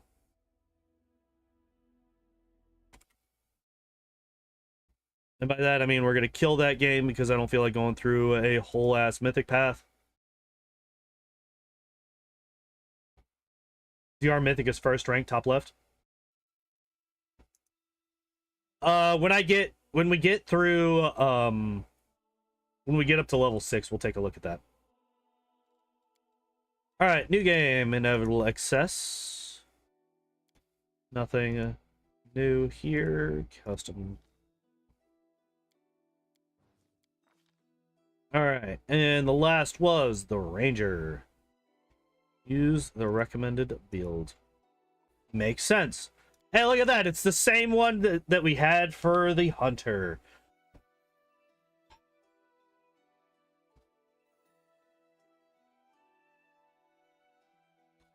Just to reiterate.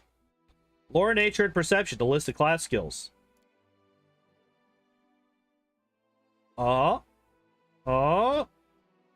Useless. Short bows and long bows.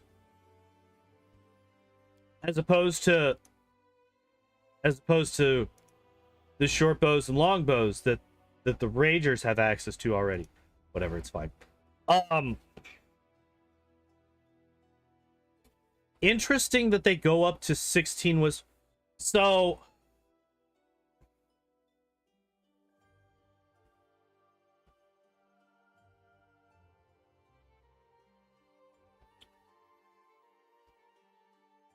They are 2 higher than is necessary to gain all. Wait, hold up. Wait. Is this... Wait. Did they forget about the class bonus or the racial bonus when they were setting these fucking stats?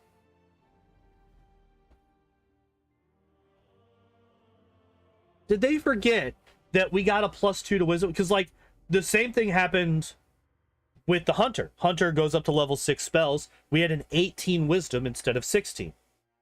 This one, we have level 4 spells. We have a 16 wisdom instead of a 14. So did they just fucking forget?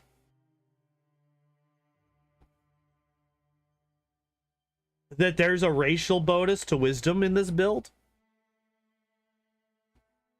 Because if that's the case, that's fucking funny. That's really fucking funny if that's the case. Whatever, it's fine. Athletics, stealth, lore, nature, perception. I'm kind of okay with this, honestly.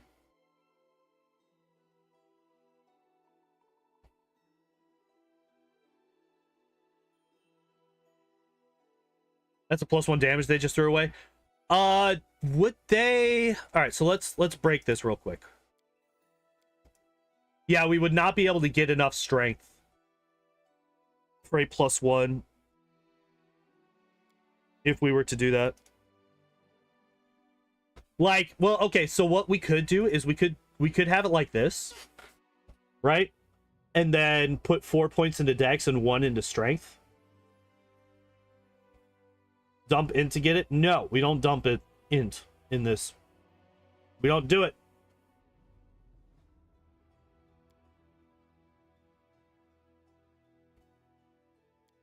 Could lower dex to 19.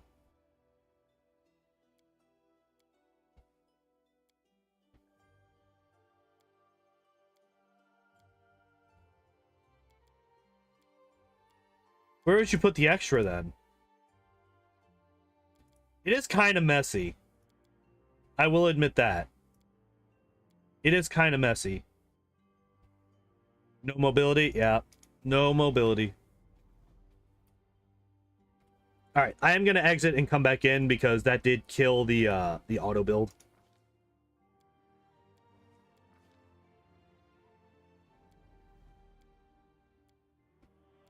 Alright. So yeah, athletics, stealth, lore, nature, perception, that's all fine. We get point blank shot at level 1, that makes sense. Favorite enemy? Demons of Strength. Which are... Baylor, Nalfeshni, and Vivakia. Probably not something that you should take at level 1. Just throwing that out there.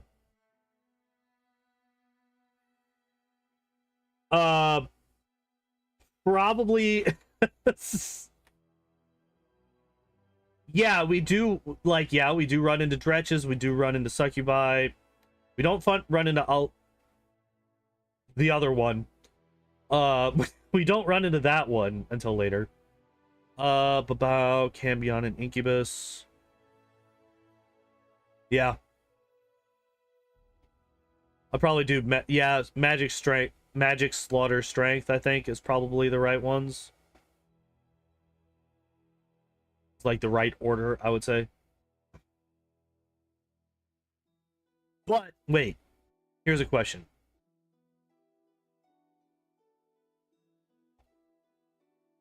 I think you would want to buff the Demons of Strength the most, though, because, like, the strongest enemies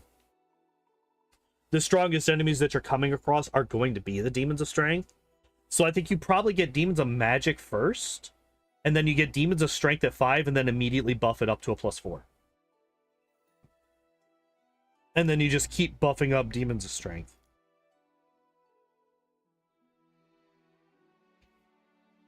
Yeah, Strength are the most dangerous of... Yeah, 100%. So I think, like, in terms of when you run into them, because you run into these so early, like, fuck, you run into Dretches at, in the maze before you even get back up into Canabras. So Demons of Magic first.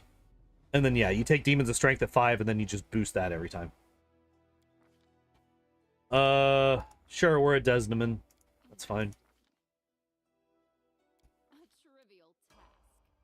Alrighty then. Let's take a look. See what we got.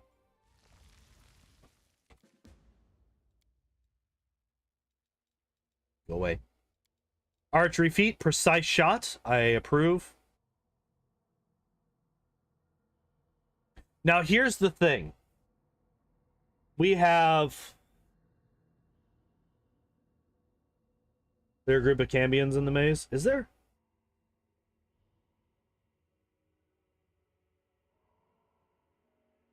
I do not remember them. Huh. I have apparently completely forgotten them. I don't even remember them. Granted, I've kind of forgotten what Cambions even are. In the torture. Oh, you're right. I did forget about that place entirely. Yeah. I completely forgot about them. Yeah, that's true. That's fair.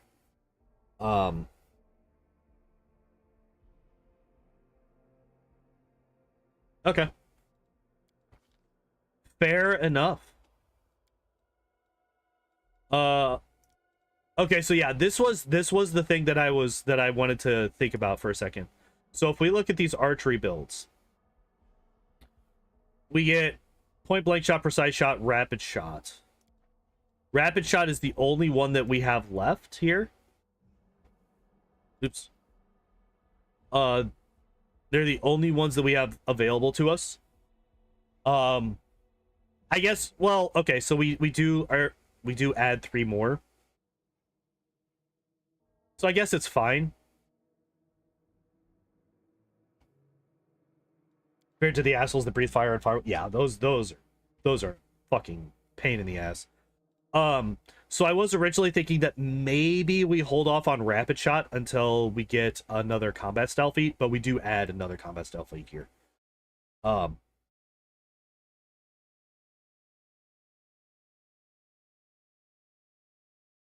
Oh yeah, those guys. They're so forgettable that Owlcat forgot to add them in to one of the classifications of demon. Nobody remembers that they exist, so Owlcat just pretends that they don't exist. About are pretty, yeah, they hit like a train. And don't they reflect damage as well, or is that just the army?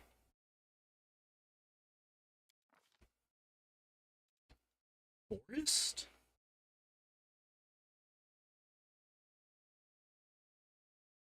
Really? Why?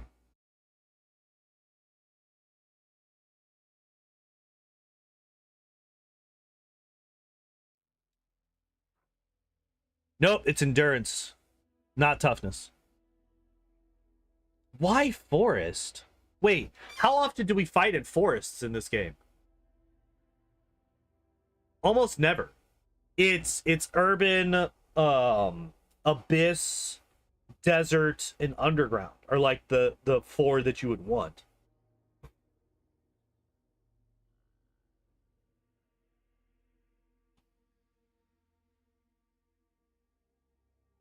Grey War's Dragon is forest. That would make sense, but that is one place. Yeah, so like Abyss, obviously, whenever you go to the Abyss, all of that is Abyss. Threshold is also considered Abyss. Is considered desert. I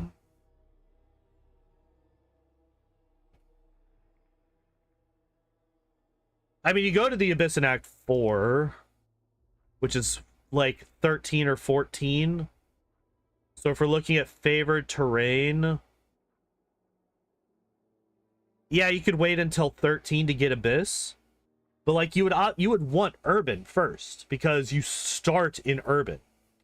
Well, technically you start underground, but like by the time you get to level 2, while you are underground, you're going to be spending a lot of your time going through Canabris and then up to Dresden.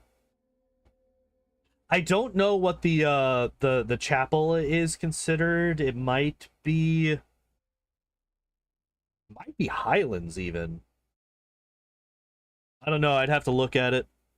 I'd have to load up a save file with that map. Last Sarkorians is Forest? Possibly. Urban should be first pick. I would say Urban, you could get away with Underground because the Midnight Fane might be considered Underground. So I would probably go Urban, then Underground, then Abyss, because you're going to be, like, level 13 is, like, when you're starting to get... this is, like, around the time where you go into Elutionira. So Abyss here, and then like Desert all the way up in 18, because at that point you're going to Is and finishing up the game and all that stuff. But I mean, even if you don't get Desert by the time you get to Is, like Act 4 and Threshold are both Abyss. Yes, that is correct. Midnight Fane is Urban? Okay. So then that makes Underground quite a bit less important. So at that point, I would say it is probably best to go Urban first, then Abyss second, and then Desert third. So that you can guarantee that you have Desert by the time you get to Is.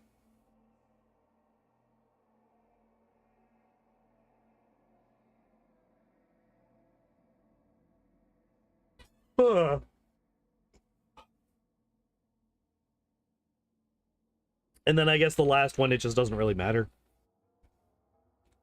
And then you would probably want to boost up Abyss, most likely. Is Desert, yes. What is Ivory Sanctum? Probably Abyss would be my guess.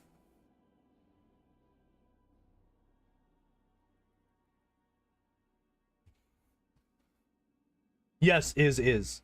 Yes. Exactly.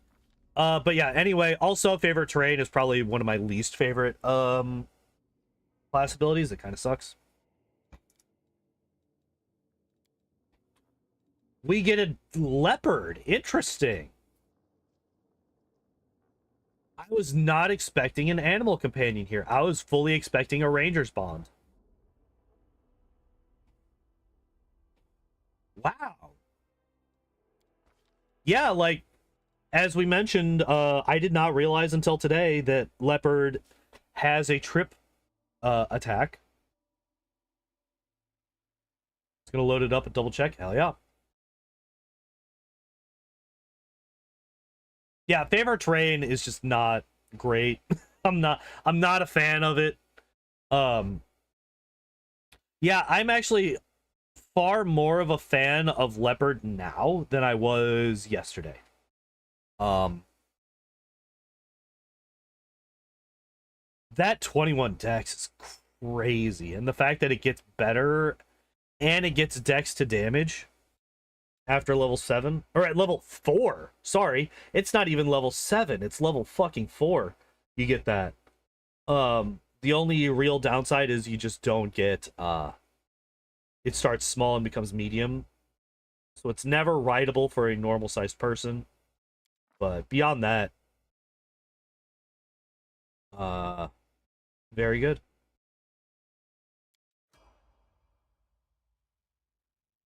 Wait, the game suggests Spot as a fucking... That's pretty damn funny.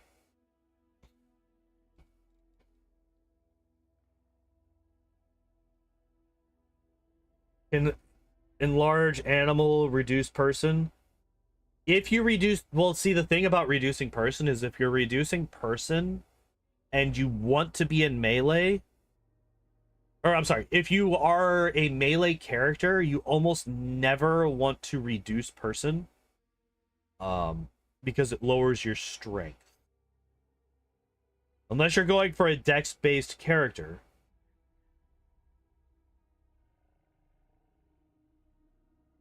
I like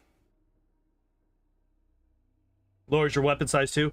It depends on what character you're playing. Like if you're playing a rogue, the weapon damage die don't really matter, right? Um it just depends on what you're doing. It's adorable seeing Mini you riding the kitty. I'm perfectly fine with doing that for funsies while you're just riding around. But if we're talking combat, it's not exactly ideal. So we get deadly aim, which I am in favor of. I like me some deadly aim. It's very good. We did not get boon companion, which is unfortunate because we are taking that that hit in animal companion levels, which is pretty hefty. I would like to see us get boon companion fairly soon. If they don't get it, I'm going to be incredibly upset because that's really fucking stupid. We do get Demons of Slaughter, and then we boost up Demons of Strength, so I'm really happy that we are at least boosting Demons of Strength here. Those Demons of Slaughter, as hurtful as they are, as dangerous as they can be, they just don't even hold a candle to the Baelors and the Vivakias. And then now Feshni. Even though I don't really remember ever having major issues with any Nalfeshni.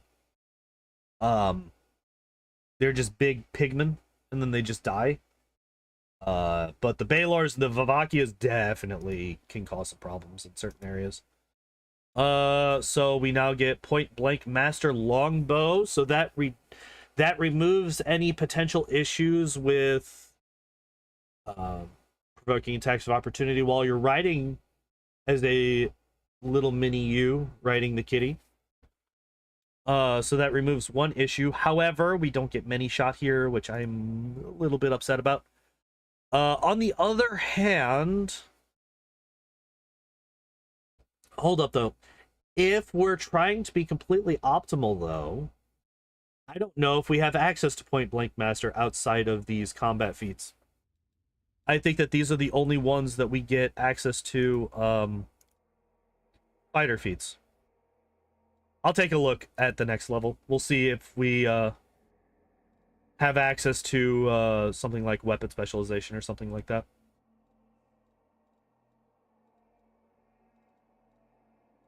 Or improved precise shot, because I think that requires a I think that oh no, wait, we had this last time, so no, it does not.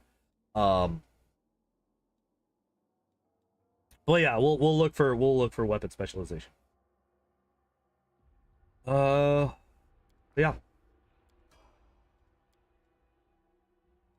Oh, well, there's that.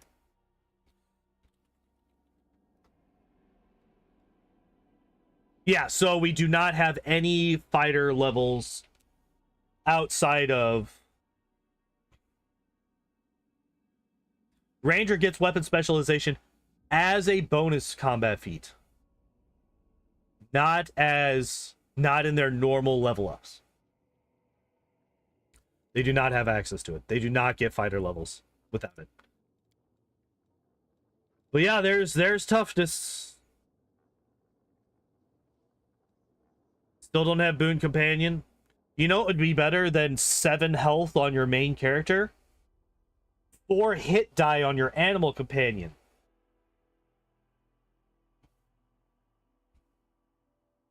Zen Archer 3, that would not surprise me. That would not surprise me. Combat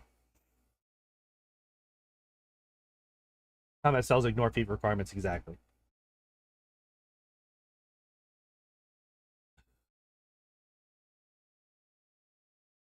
Doesn't Boon Companion not do anything on a pure build? Not necessarily. So if we look at this, if we look at Hunter's Bond, so second option is to form a close bond with an animal companion. A ranger who selects an animal companion can choose. All right, we're just going to skip down to this last sentence because that's the one that actually matters. This ability functions like the Druid animal companion ability, except that the ranger's effective Druid level is equal to his ranger level -3.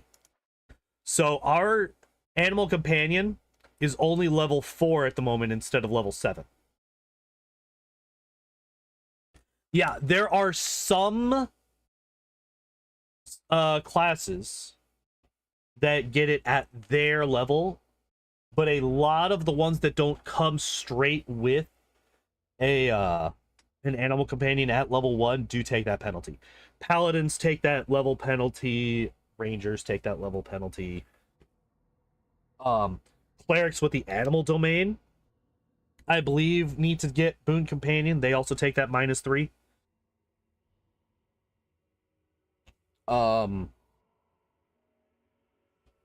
Trying to think if there's any others. There's probably others. I can't remember all of them off the top of my head.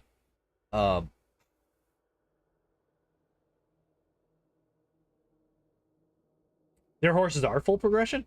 I thought that they were... Huh. Regardless of the specific examples, there are some that have the -3. There are some that don't.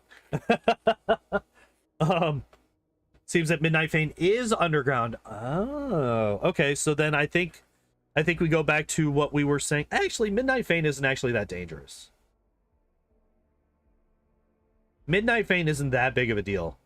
So you might still want to go Abyss at level 8. And then Desert at level 13. Because I feel like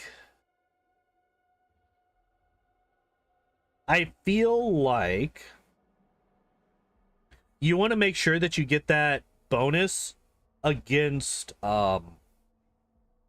what's his man? Bugman. The big Bugman. What? Why can't I think of his name? Descari. Jesus. But yeah, I think that you really want to make sure that you have that for Descari. And you might be there. You get to level 18 around that time, but depending on how many side quests you are or are not doing, you might not hit it before you get to him. Right? What feat in the game requires the most previous feats in order to take? That would probably...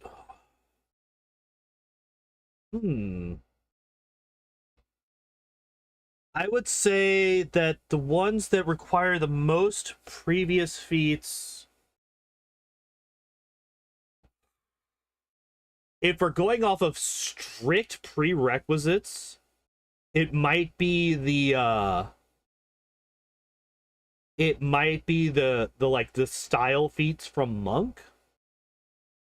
If you do like the mastery levels, because you need 2 prior style feats and then also unarmed strike, improved unarmed strike. So that's a 4 feat chain. The cleave line is a strict 4 feat chain. Yeah, that's actually true. Rapid shot? No. Rapid shot, I believe, only requires power point blank. Rapid shot blocks like 5 to 8.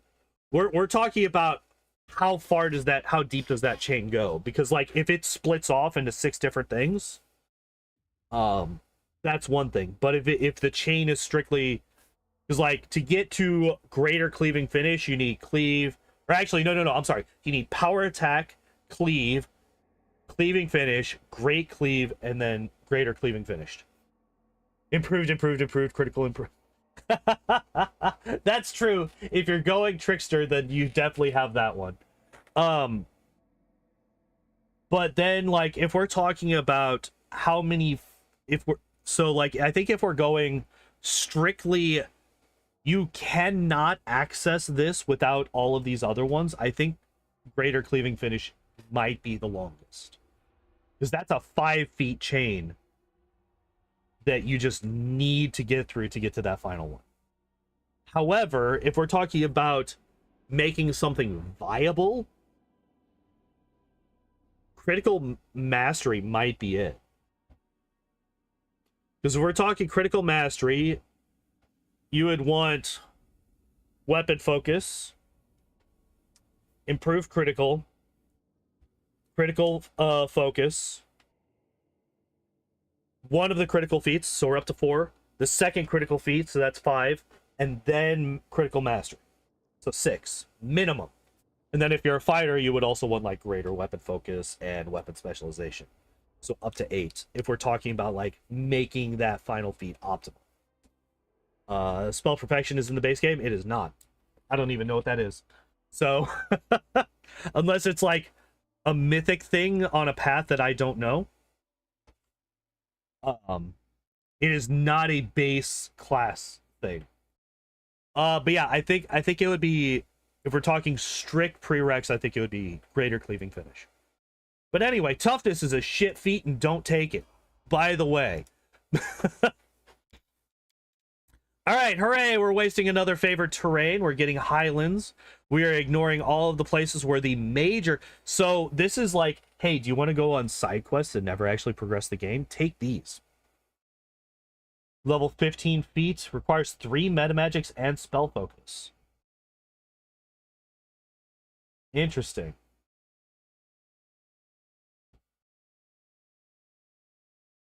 That would actually tie for cleaving finish at 5, right? For that full chain to be done.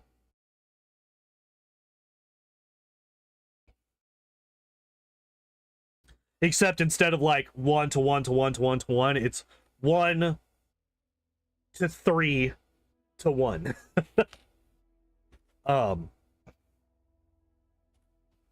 So yeah, we're not getting underground for the Midnight Fane. We're not getting urban for the 17 urban areas that we fight in. We're not getting Abyss for Elutionara or Threshold. We're not getting Desert for Is. We've literally gotten the 2 that are the least useful. Yeah, honestly, the only things before toughness that this build had fucked up was the favorite terrain. And honestly, it's a +2 to initiative, which I really, really like initiative, but it's not the biggest deal, especially in like it's a lot more important in turn-based, I think, than it is in real time. Because not everything is like you don't get the full turn and then they go, right? You're not potentially getting hit 6 times before you move. Everybody's doing everything all at once. A decent movie from what I've heard. I haven't seen it yet. Apparently it does multiverse a hell of a lot better than fucking anything that Marvel's done.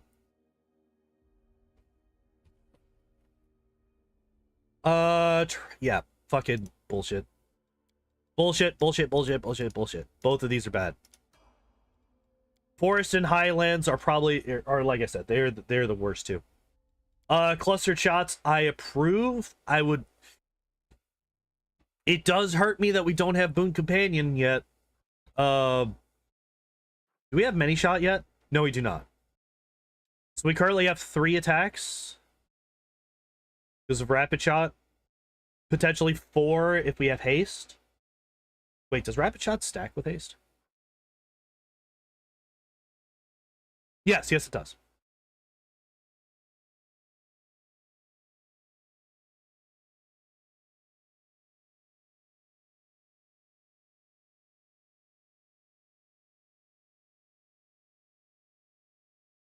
Favorite terrain is so stupid. Potentially. We did actually prove that they had just copy pasted the builds from Kingmaker into fucking... Yeah, we proved that with the Barbarian. When we first did this, we proved that they just copy pasted the builds from Kingmaker to Wrath. We did that with 2 builds. What were the 2 builds? It was Alchemist and Barbarian were the 2 that we did that first day. And proved that they were both the exact same build. One of the best because of how many attacks he got. Yeah, that's true. Ikundayo is fucking broken. Okay, so we get Many Shot here. That actually... Okay. I'm okay with this. I'm okay with taking cluster shots here so that we can use our combat feat for Many Shot.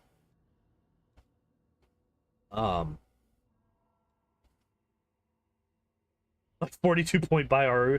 I don't know what you're talking about. She's not overpowered as fuck. You're crazy. I don't like that we boosted up Slaughter here. I would have preferred to continue boosting Strength, but we did finally get Demons of Magic. And I'm perfectly fine with it. Okay, so here's another thing. Here's another thing that we could have potentially done. We could have done humanoids. Or just humans, right? If we look at this, humans is one of the options. There's a lot of humans that you fight at the beginning. You fight a lot of humans, a lot of cultists. At the beginning, you don't really fight that many demons. So picking human at level 1 and then picking like demons of strength here so that you can boost it a bunch. Yeah, you fight a lot. Like it kind of slides from, well, hello, Shelby Cat. Like it like slowly transfers from primarily humans to primarily demons towards the end. But yeah, you fight humans throughout. And I do think that categories larger instead of so granular. Yeah. Like instead of humans, I figure humanoids would be great. Like who the fuck, like who's gonna pick dragons? Who's ever gonna pick dragons? Why? Why would you pick dragons as this? How many dragons do you fight in this game? Like 3? Ever? Like you fight the pink one. And then there's the evil dragon where you get the dragon egg. And those are the only 2 that I can think of.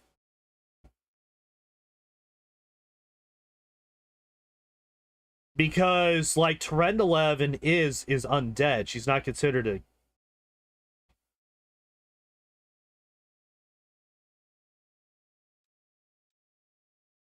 if they're actually considered, or are they considered reptilian humanoids? Like what is this?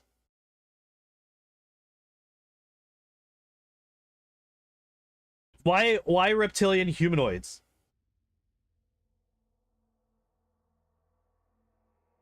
Who?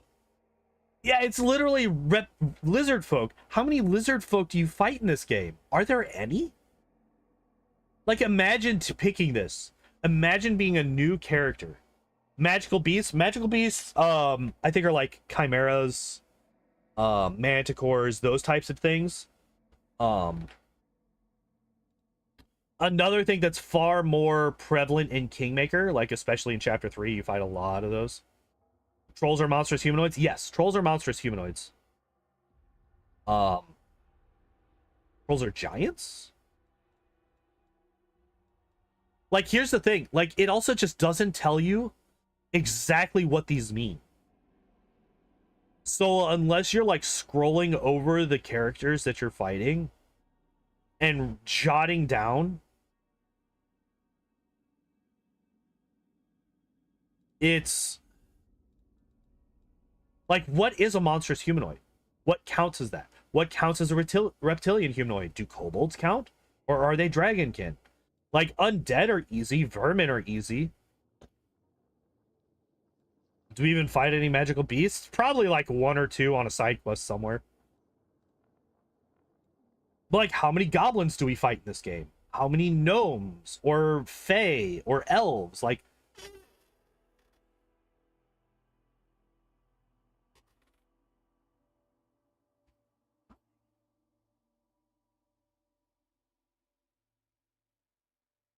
You fight a Hydra at Chili Creek?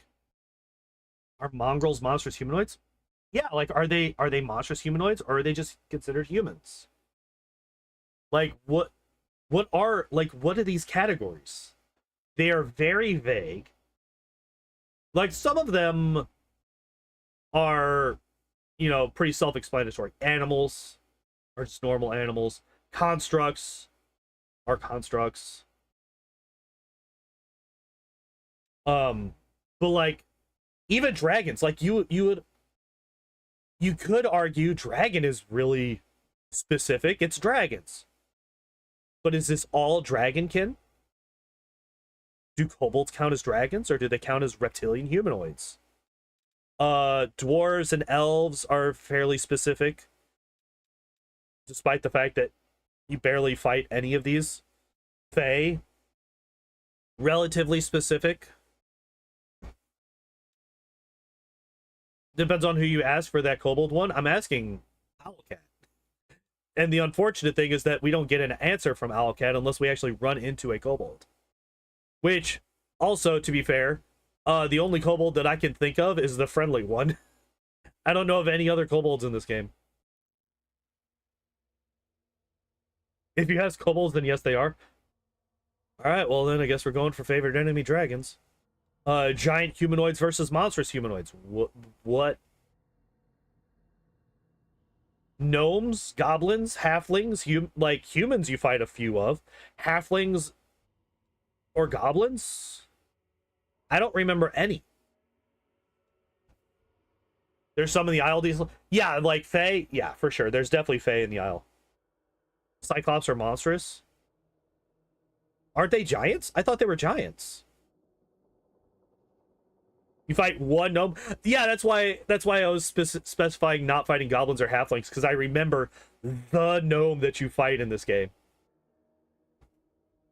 The one gnome that you fight in this game. And then outsiders. Demons are outsiders, technically. Like, outsiders are literally just anything from another plane of existence.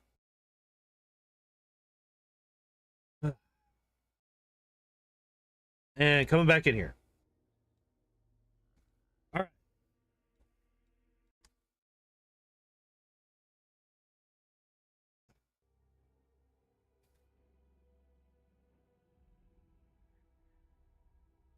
Jesus. All right, so I'm looking through all of the fucking different ones that Afro just posted.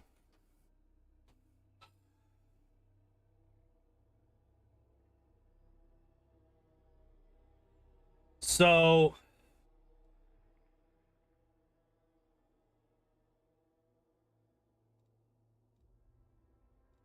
I feel like if we're gonna I feel like these should definitely be consolidated, right? Like humanoids. Just have humanoids and have them any of the playable races. Have them as any of the playable races. That way we don't have dwarves or elves, gnomes, goblins, halflings, humans. All of those. Any that like you fight like 2 or 3 of in the entire game, get rid of them entirely. Get rid of that shit. So like Fae should not be in here. I wouldn't even say dragons should be in here. Like how often do we fight aberrations? What is considered an aberration? There shouldn't be. I don't think all demons are evil. They are by definition evil.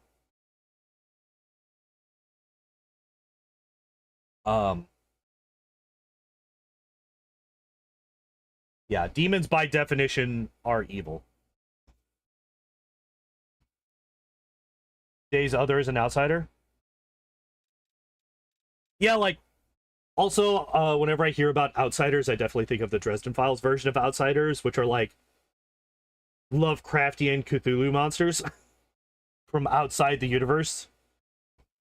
And like literally, regardless of what side of any other conflict everybody else is on, they are all against the outsiders.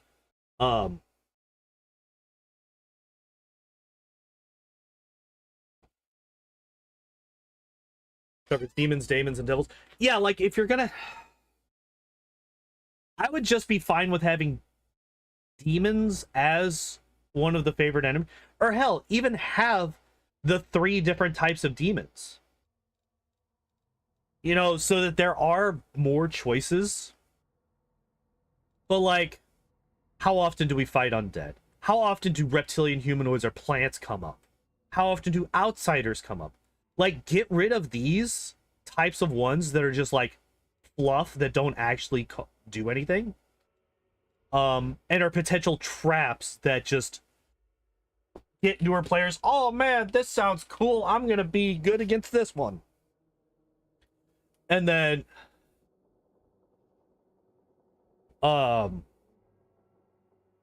they're just fucked. They just nerfed their class because they chose something undead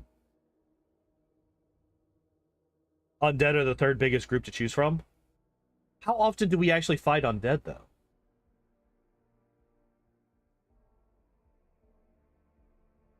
Like after you get past the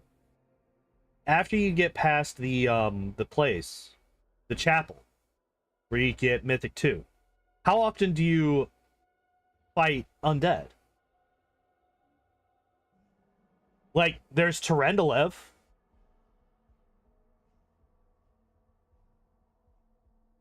In Act 6, or whatever the fuck. The second to final one. Yeah, Lost Chapel has a ton of them. But after you get past Lost Chapel, I'm having trouble remembering any.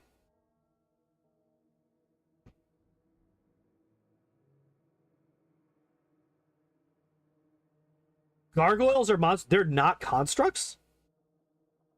How are gargoyles not constructs?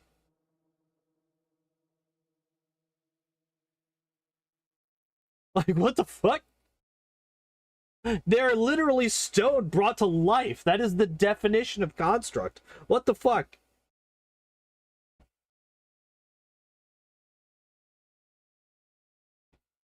Are gargoyles not stone brought to life for a specific purpose? Wait. Okay, we're gonna look up Pathfinder Gargoyle. I'm actually going to look up exactly what these are. Literally just says, seemingly carved from a dark gray stone, this sinister crouching humanoid resembles a horned winged demon. Often appear to be winged stone statues, but where they could perch indefinitely without moving, allowing them to surprise their foes. Tend toward obsessive compulsive behaviors that are as varied as their kind is plentiful. Books, stolen trinkets, weapons, and grisly trophies harvested from fallen foes are just a few examples of the types of things a gargoyle might collect to decorate its lair and territory. Gargoyles tend toward a solitary lifestyle, though they sometimes form fearsome groups called wings for protection and sport.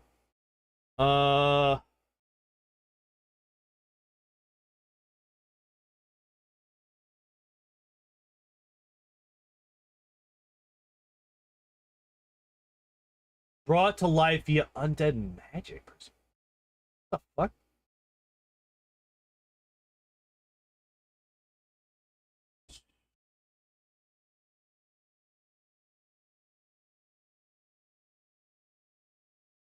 One universal variant of gargoyle dwells not amid buildings, but in ruins, but under the waves of the sea. These creatures are known as capoescents. Save basic statistics. Have the aquatic subtype, and their wings grant them a swim speed, but are useless for actual flight. Whatever. Yeah, let's just go back to the Autobuild. Oh shit! I just realized it's like almost 10 minutes till. Anyway, favorite enemies. There's too goddamn many of them. Most of them are useless, and I don't like it. Since they are aliens, stop. We're boosting enemies of slaughter for some reason, or demons of slaughter for some reason. I don't know why. Improved critical longbow. I approve. I approve of this. I like it. It's good.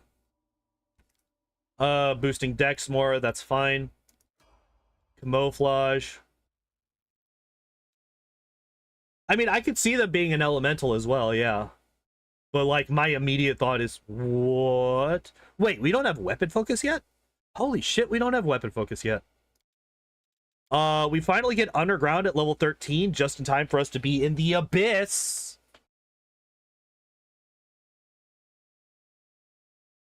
Just in time to be in the abyss, we pick underground. Congratulations, Owlcat. And then we boost up favorite terrain. We have boosted favorite terrain forest every time because, you know, the final confrontation is definitely in a forest in this video game. I don't understand, man. I don't get it. Skill focus?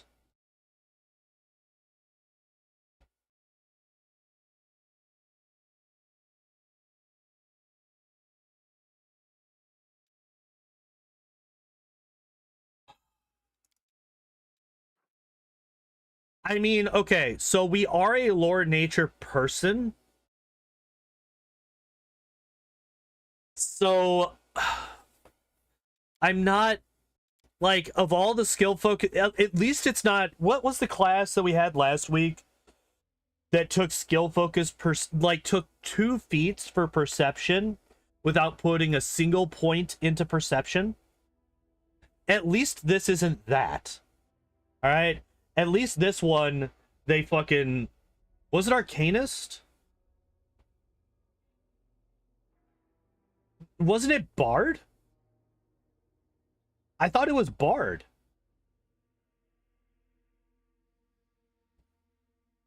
I'll forget about it. I was about to say I'll look it up later, but I'll forget about it. But yeah, at least this is a feat for a class or for a skill that we are actually putting points into. At least there's that. I will accept this. I would prefer perception most likely, but I will take it. So now we're taking critical focus. So we still don't have Boon Companion. Should have done mobility.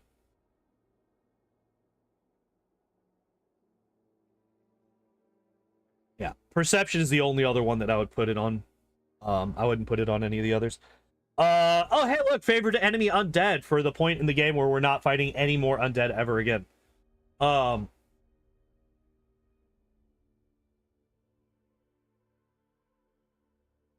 Maybe they just misclicked. I mean, it's also a bard, so... Oh, you mean on the perception thing? Well, like, the thing is, they took skill, focus, perception, but then they also took the actual ability. I can't remember what it's called.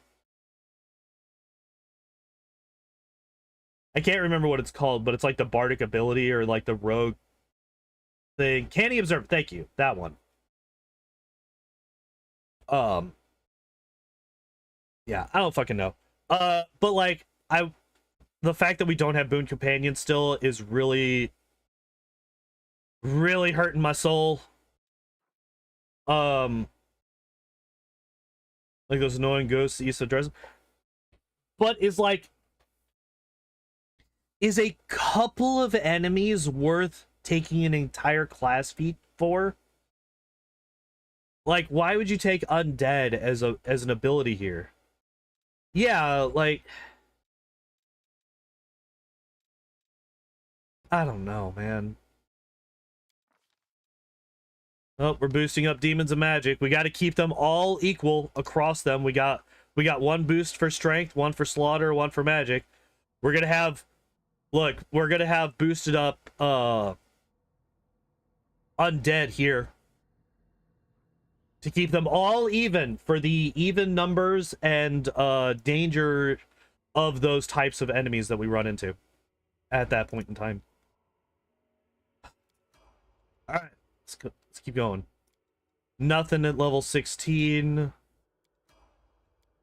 Did get improved evasion.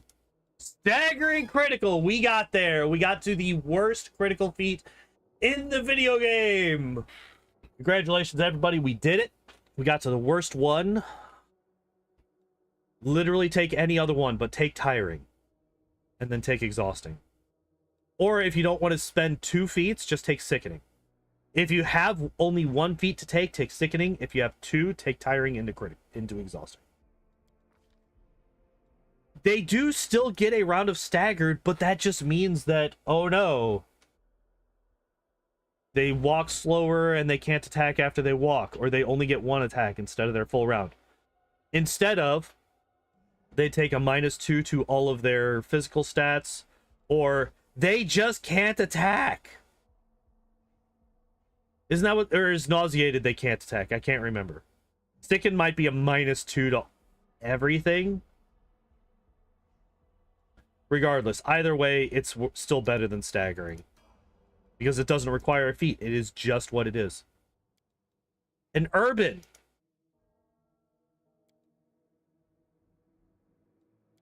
Urban. At level 18, when you are no longer fighting in urban areas.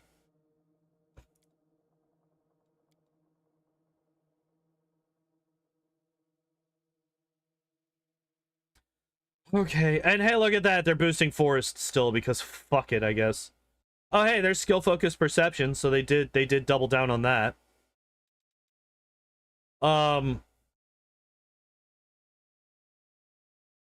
Okay. Now, bets on whether or not they get Boon Companion here. What feat do we think we're going to get? Are we going to get Boon Companion?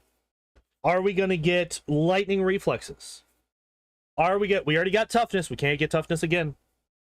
I was going to say, are we going to get Iron Will? Or are we going to get Great Fortitude? Which of those four? The useful one or any of the other three? Oh, I guess Hammer the Gap is also on the table. That's true. We haven't seen Hammer the Gap yet today. Drum roll? I'm not doing a drum roll. Hey, it's Hammer the Gap. Oh man, it's so good. Fucking, I hate this game. So you just have a shitty animal companion forever. You just have a bad animal companion forever. You are missing out on 3 levels of animal companion. Because these people don't know how to build a fuck. No, 3 levels behind is a big deal. That is less dex for the character. That is less armor for the character. That is less con for the companion. So it's less strength, which is less important for the leopard than it is for others.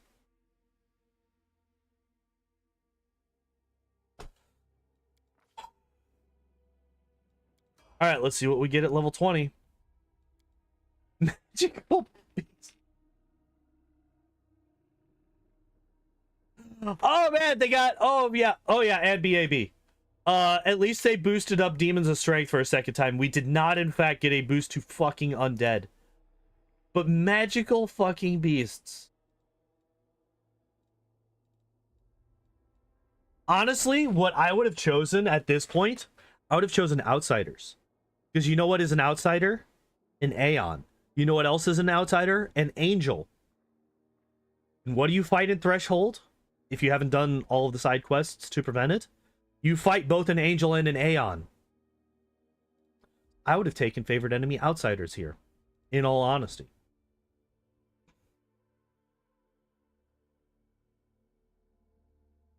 Smite the Cougar last boss?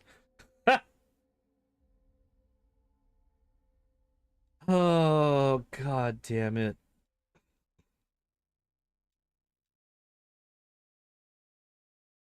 Oh, yeah. By the way, what is she considered?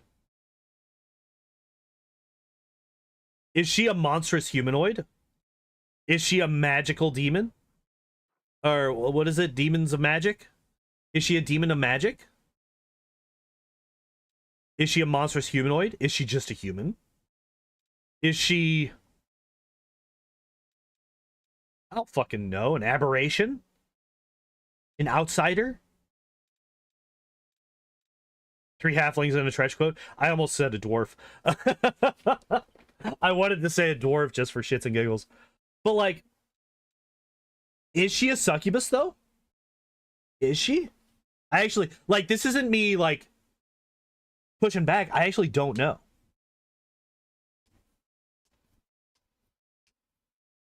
Actually, I might have a save right there. Here, we're going to close the game. Let's see if I have a save at a Relu, and then we can find out.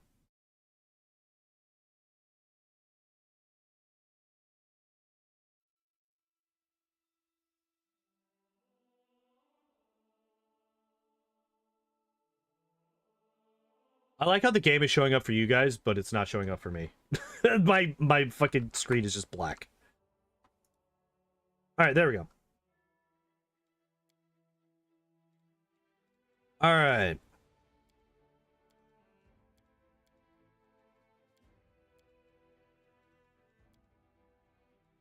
There we go.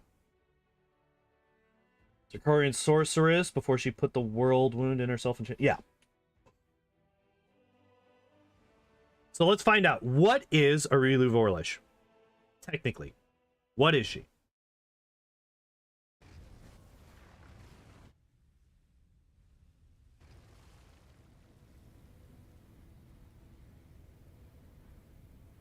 Demon of Magic? I would not be surprised. Yep. Chaotic Evil Outsider. She is, in fact, an outsider. So, 3 bosses in the final area are outsiders. We got the Angel, the Aeon, and Arilu herself. All 3 of them are outsiders.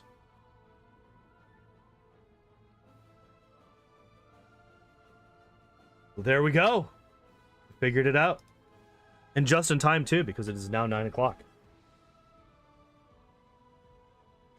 Which means I need to turn off my alarm before it actually goes off. Dismiss. Be gone. I literally just told you to shut up. There we go.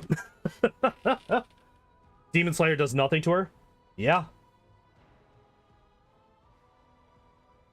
Do I have a save for... Do I have a save for him?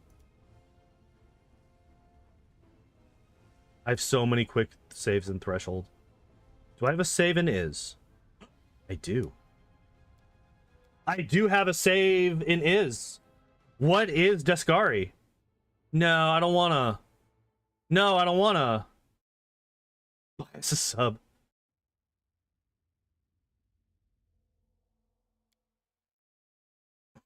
Actual Deskari is an outsider. Let's see what Wrath Deskari is. Let's find out.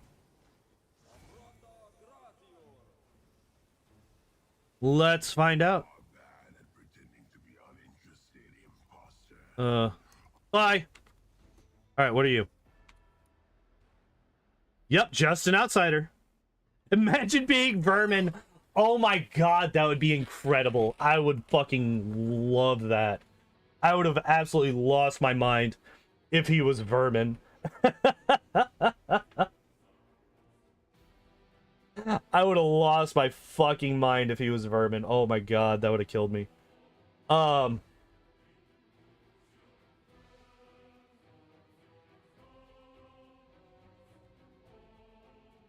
Yeah. Yeah, size gargantuan, there he is. What about Baphomet? I have no fucking clue, and I do not have any saves. I do not have any saves around Baphomet, I don't think. Well, actually, wait, we might.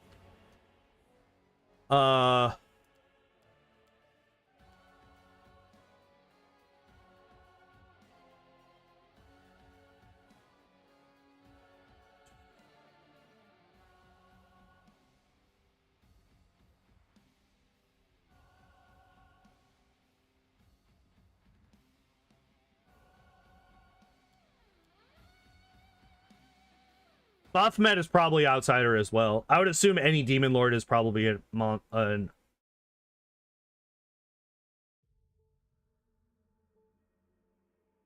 would assume that any Demon Lord is probably just an outsider. Which actually means that outsider is a very important one to choose. I don't remember where I need to go. Or where I am. Hello? Does this go down? Or up? Okay, so I was still on the top. We can do this for science. I can spend a couple more minutes here doing science. Tabletop tweaks simplification even more important. What was the tweak? Hello? Could you attack the person?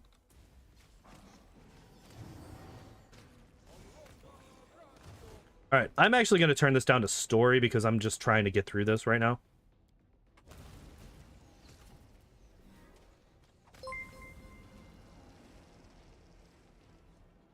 Yo, Rodrigo, thank you for the sub.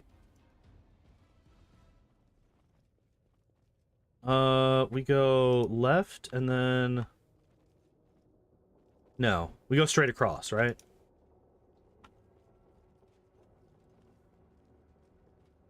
Could we... Okay, and then, yeah, this is... What's his nuts? Enough talk. I just don't care.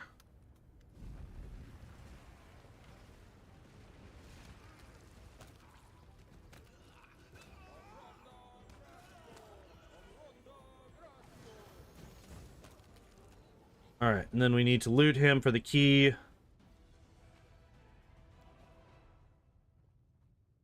Go straight across. I remember this from the speed runs.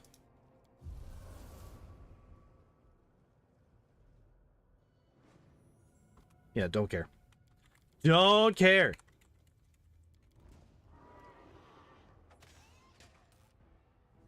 We did it. It was difficult. After you trampled your own daughter. Do the same for you.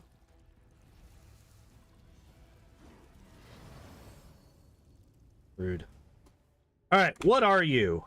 Outsider? Yeah. Alright, every one of them. All of them. They are all outsiders. Which means that, yeah, favored enemy outsider is incredibly important. Baphomet, Daskari, and Arilu are all outsiders.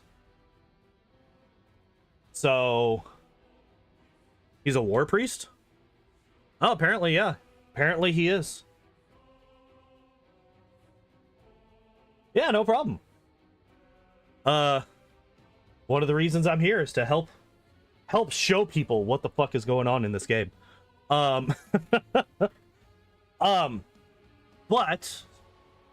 that's gonna be it for me today. Tomorrow we're gonna be going back into more God of War.